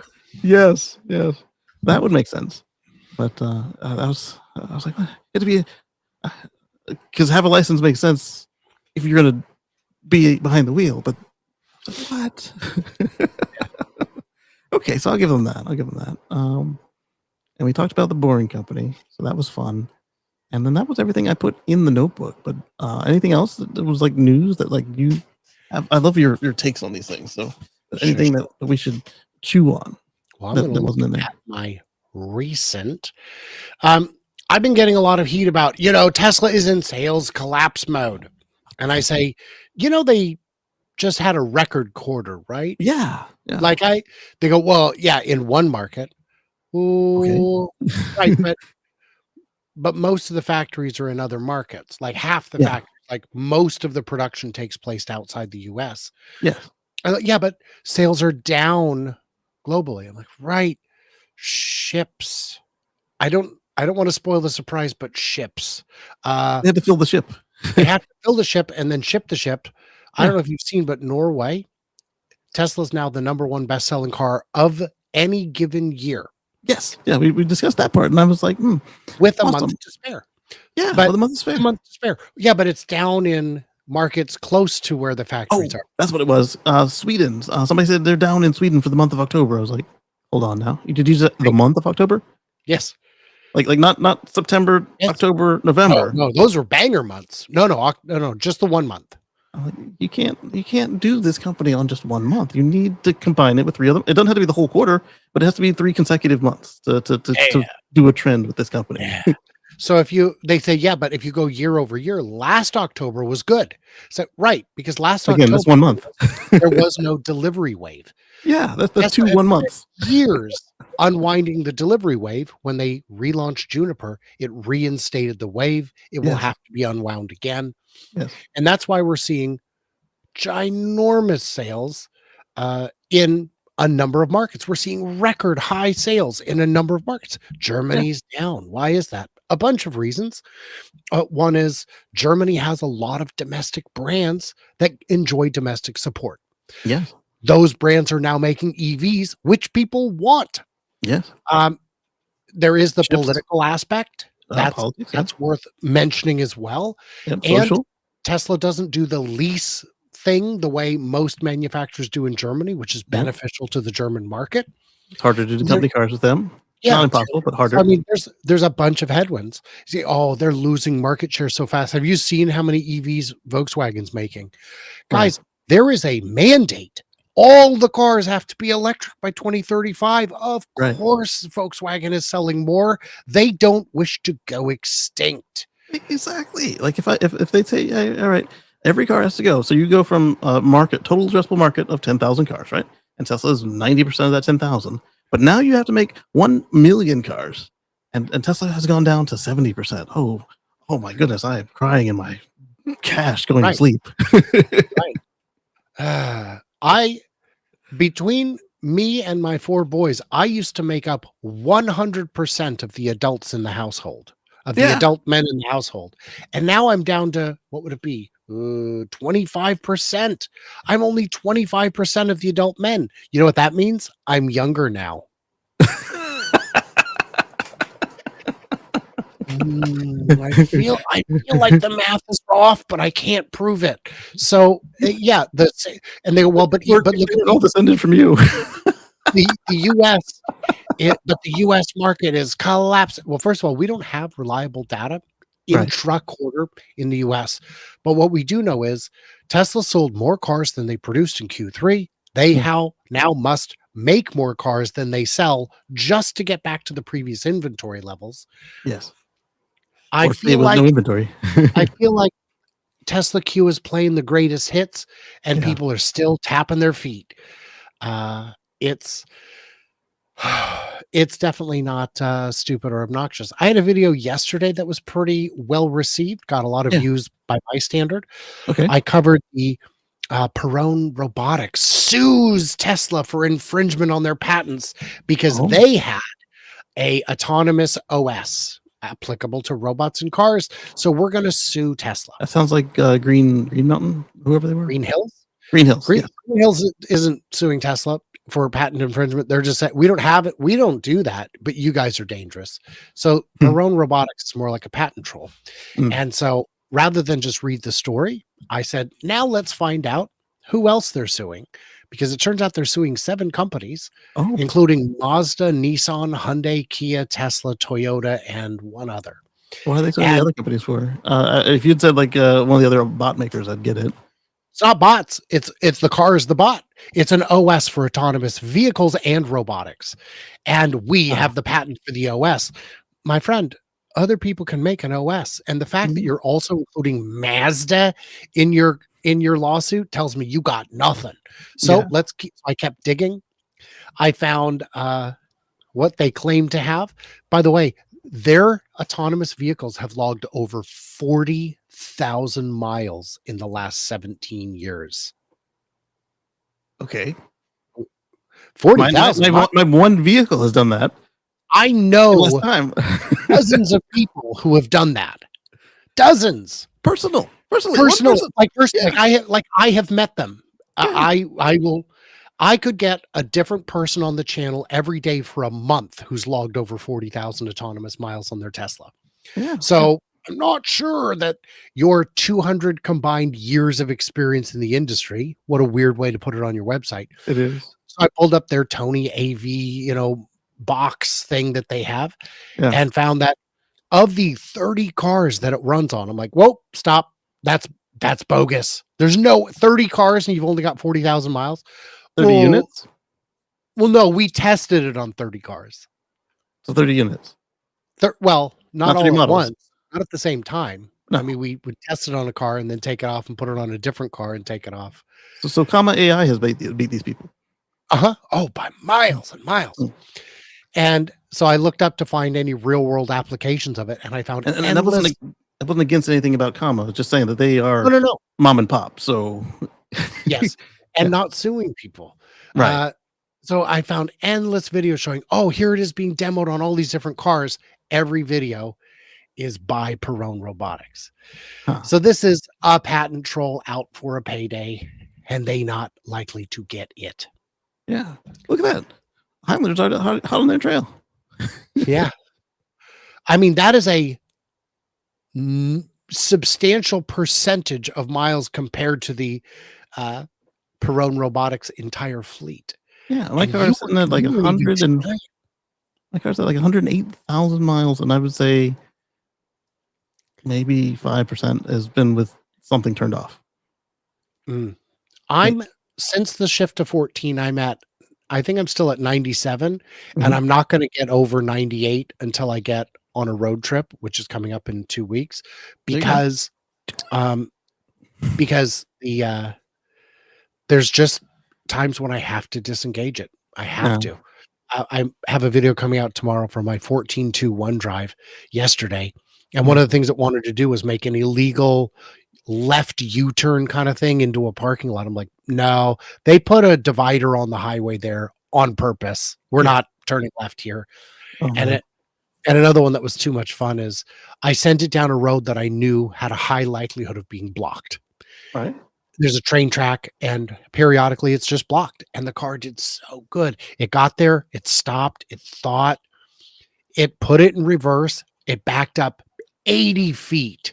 Oh. Put it back in drive, Yeah. pulled forward again to the stop again, made an 8-point turnaround and left. Nice. Wow. Got us all the way back out to the curly Q by the highway, whipped a U-turn on the curly Q, hung a right, went through the gas station parking lot. Let's head back down to the train station. Maybe the train's gone. Maybe. The train's still there. Okay, so All right. so I'm going to disengage it for a mile here. But Yeah. So But our who friends, knows? Kyle Connor and Dirty Tesla. Chris from Dirty Tesla, they had Chris's Model Y on the track, and I was surprised to see that the car identified Kyle as a dangerous, aggressive driver that should be avoided at all costs. And he started doing U-turns in the track to get away from him. It's like, that guy is coming again. Have you seen this guy? He has a beard now. We should turn around. I did like that. You know why they didn't test any of the other autonomous vehicles or autonomous features out there from other manufacturers? Because they require a mapped space? Yep. They could Nice. not engage. Wow. And Tesla's like, it looks paved to me. I don't know. Pay attention to the road. Yeah. I don't know if it's a road, but you keep your eyes on it, would you? Because we're doing this. Yeah. I also like to see that that it was happy to engage reverse, like when Kyle was going to ram it with the insurance Gamadoo. Didn't do it fast enough, but he did do it. So It's a start. it's a And start. it's an edge of an edge case. Yeah. Because typically somebody's going to insurance Gamadoo you. There's somebody already behind you, so there's not that much room to go that far. Depends how organized they are. Sure. True. But usually it's they When I commit crimes, they're usually very. I'm at the head of a disorganized crime family, so I want to say a shout out to our friend Slimy there in the X chat. yeah. Hi. Hello, Slimy. Hola. I watched the Elon interview today. Oh, there was. What was it? This There's one an about? Elon podcast interview out there.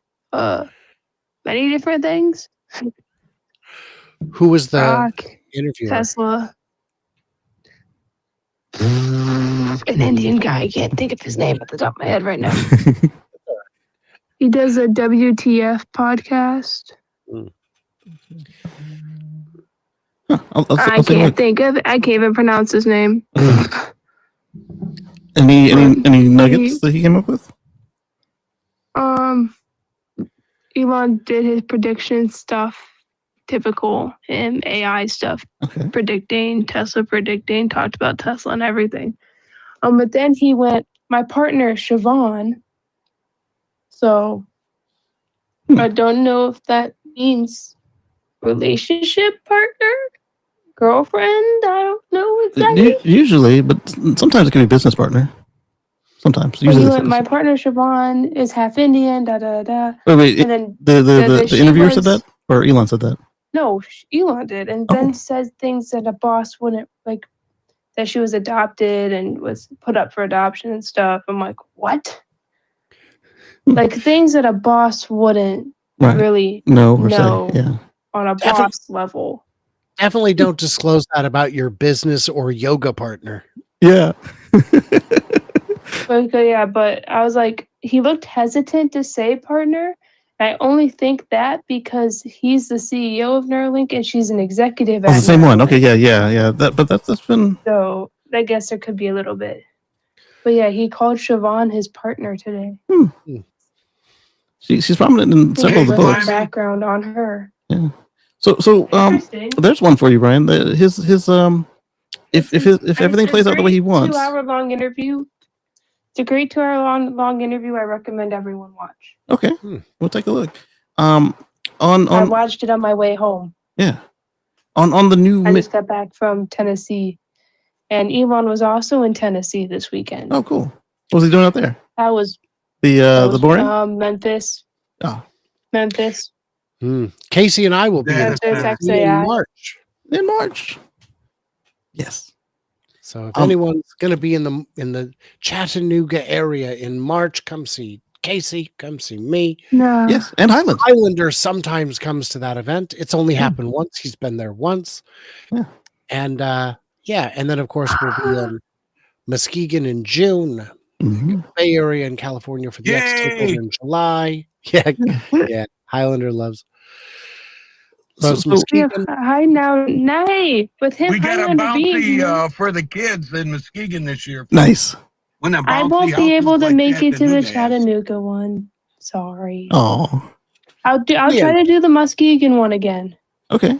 In July. There you go. I'll try to do that one. But be happy to host you and your dad.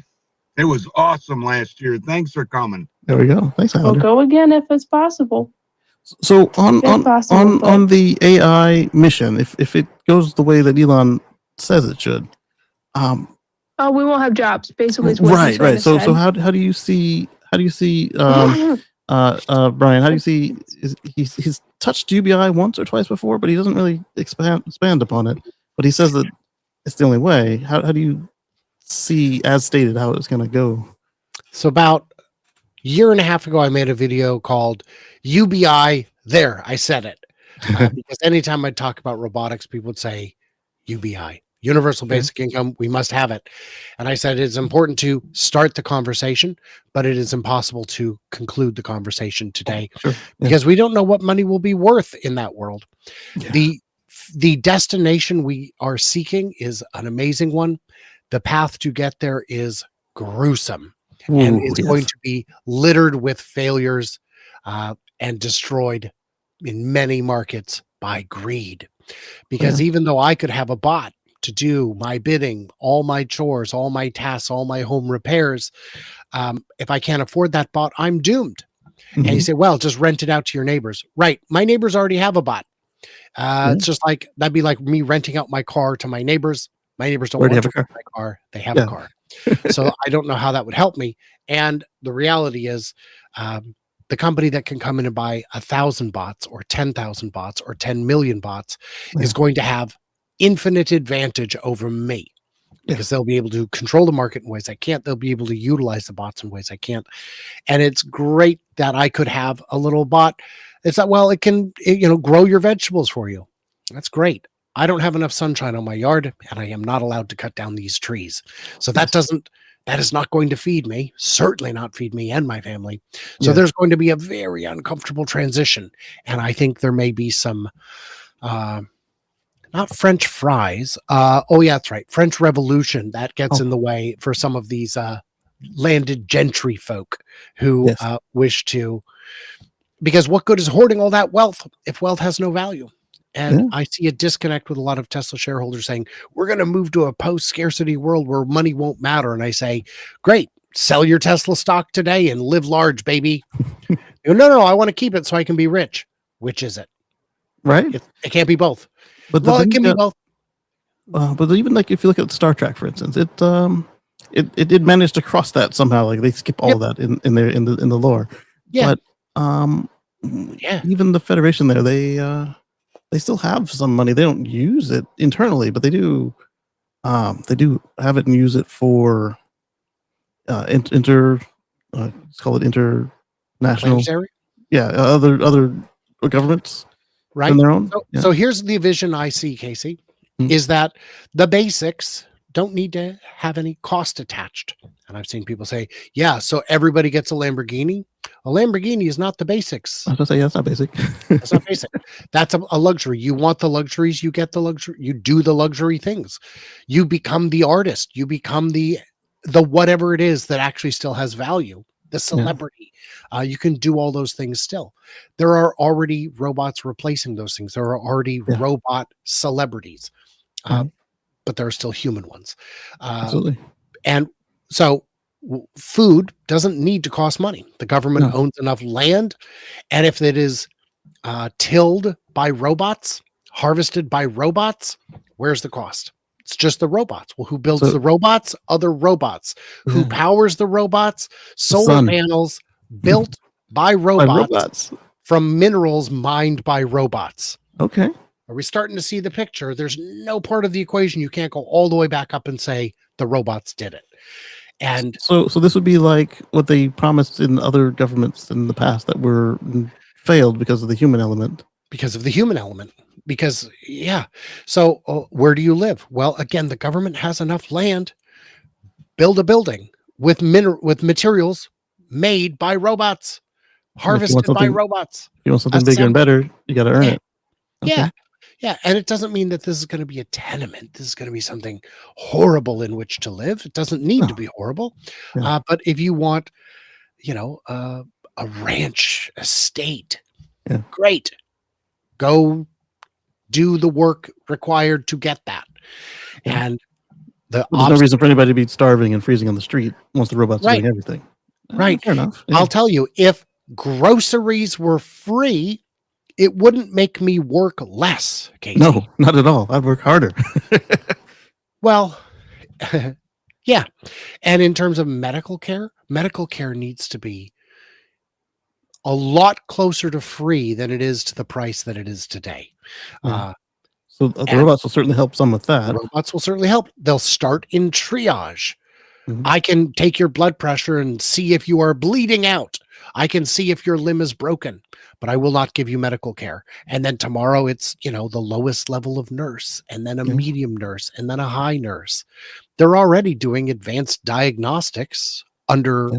doctor supervision Yeah. because Watson has already read the paper that came out today. Yes. And So- processed it, understood, and done And some experiments processed on it. Yeah, or Yeah. not necessarily experiments, but simulations on it. I don't know how far it goes, but it certainly Yeah. understood it, synthesized it, and Yeah. can give it to the doctor to say, what do you think? Hmm. And the doctors who use the Watson diagnostic tool have tremendous confidence in it because it Yeah. often catches things that they wouldn't have, while sometimes suggesting things that are just wrong. And they go, yeah, that's not it. But that's like us with general AI, where we can say that's probably not Right. going to be right when it says that. So the doctor would know that the doctor AI has suggested this wild thing that's Yes. Mm. okay. When you're in the intensive care unit, one of my sons was in intensive care for a week and a half after he was Mhm. born. And every day the doctors have a meeting where they get together and discuss each patient one by one.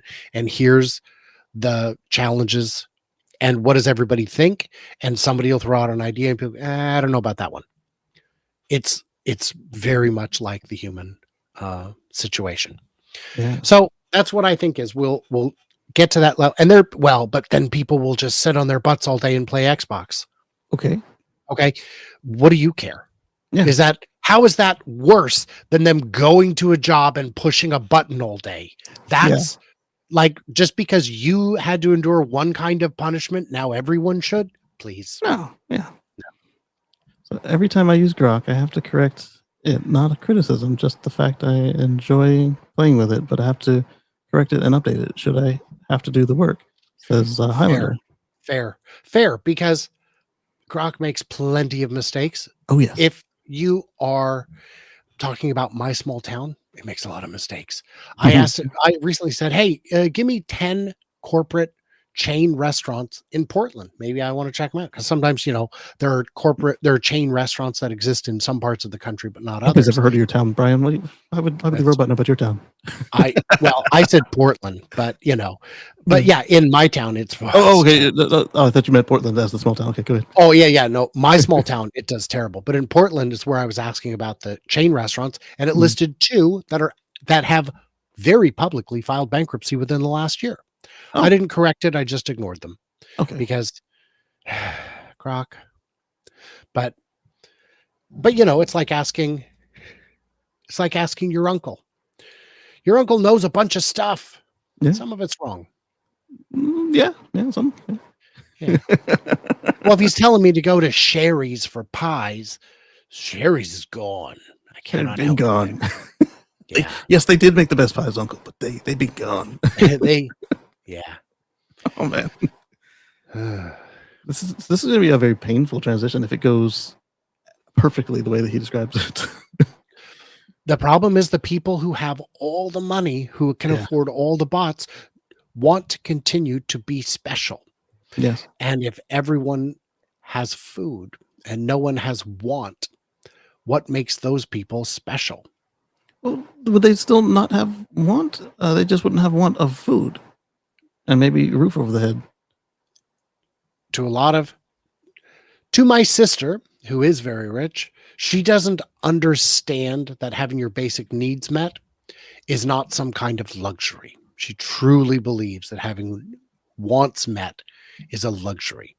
My sister, who will never see this show, so I can speak freely, she doesn't watch my channel. She's certainly not going to watch yours. She was talking to her daughter, my niece, and she said, my niece was saying, we're going to be, because of when our baby was born, we can do the child tax credit. And my sister goes, I don't think you qualify for the child tax credit. And she's like, what? Why?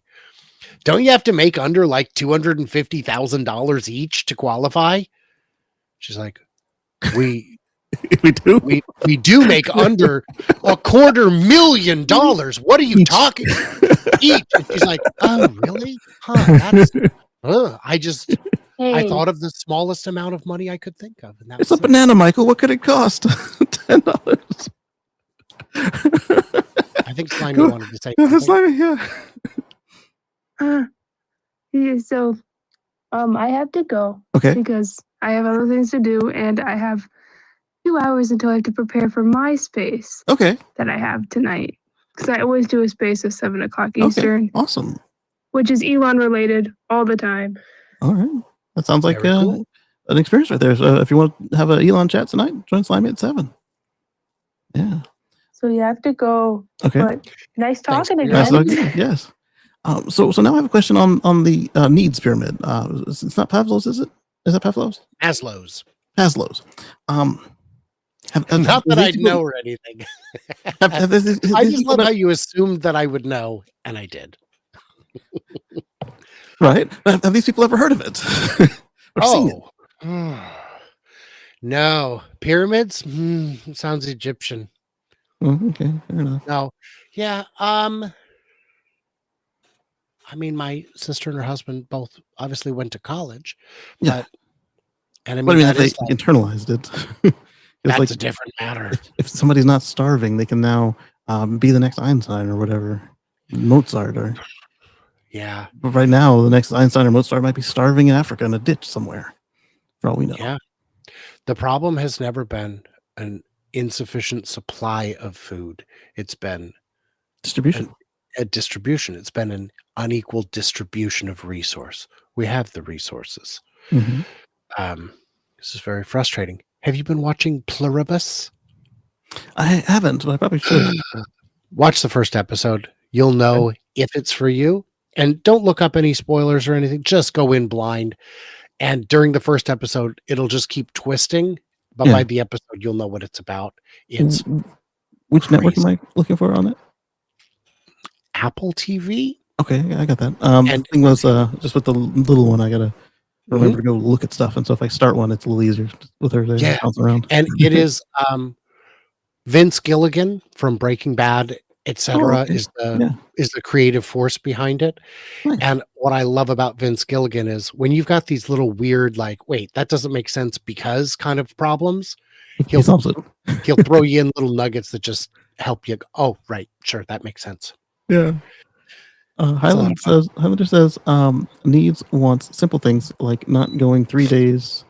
Not only water, terrified your brakes are gonna blow on the highway to Chattanooga. Are you gonna get pulled over? You're preaching to another choir. Yeah, I don't think. I mean, yeah, there will be some lazy people, but have you seen like maybe some rich kids who are able to just go get stoned all day? Like eventually they decide, hey, I want to go do something. It may not ever be profitable, but they want to do art or start a production of some sort.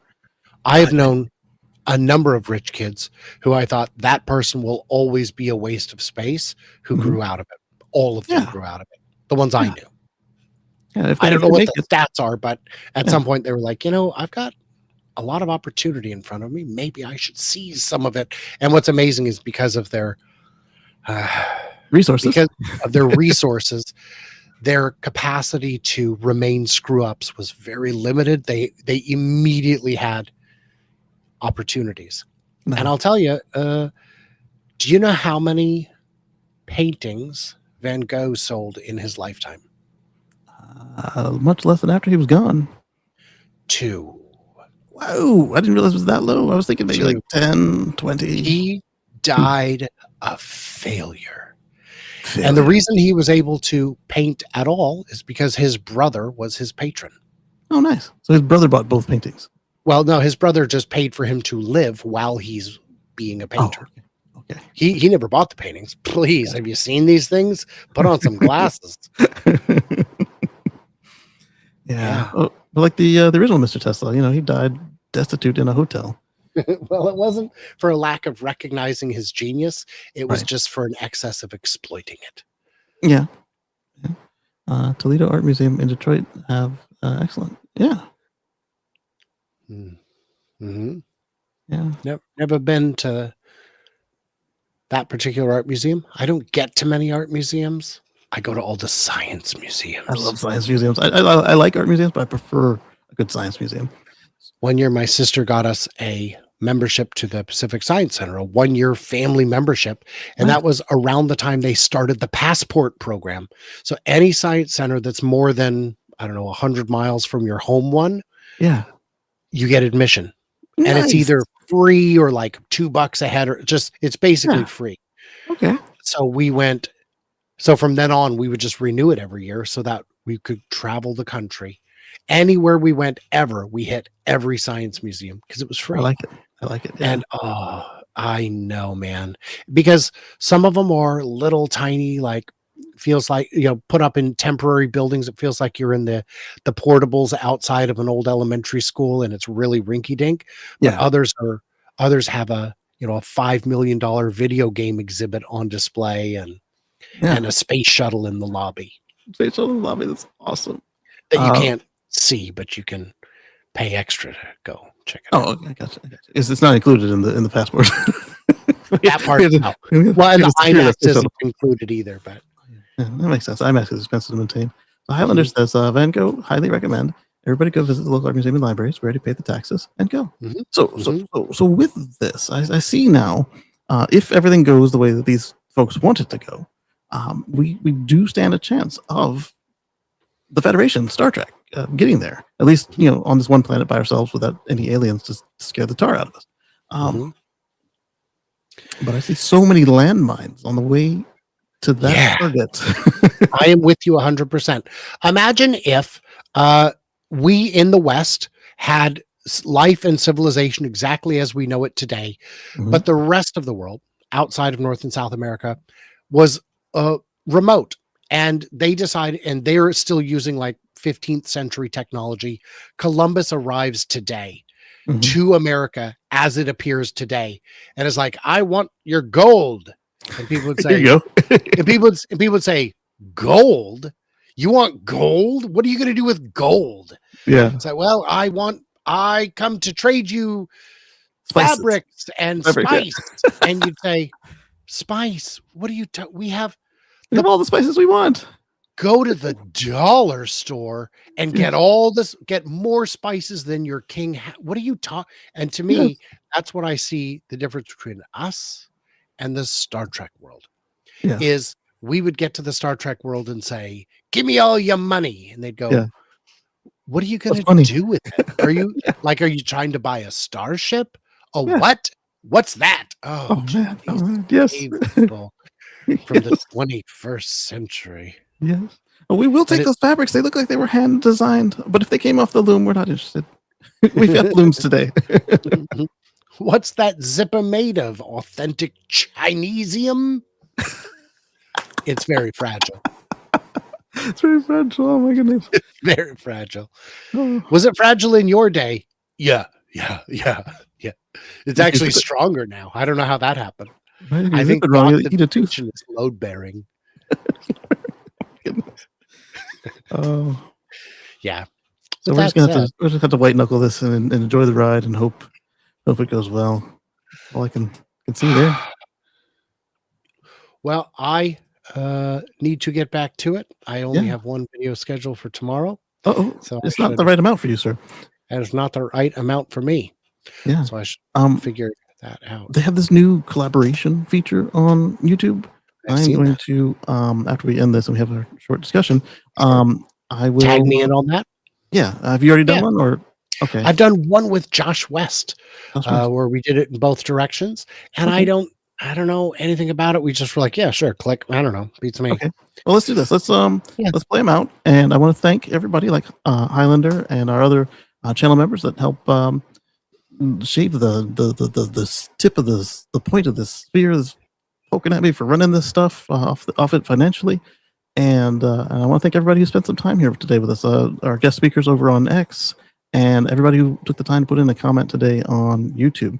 We will catch you again next week. You definitely catch Brian's channel, see whatever he's got going up. He's got a bunch that I need to go catch up on that YouTube is hidden from me, apparently. I thought I was good, but I was not, apparently. So that's a good reason to ring the bells on these channels to see. Hopefully it will stop hiding stuff from you, and then catch us over on the Tesla Life Show all through the week. And with that, again, I want to thank you, and we'll catch you on the flip side.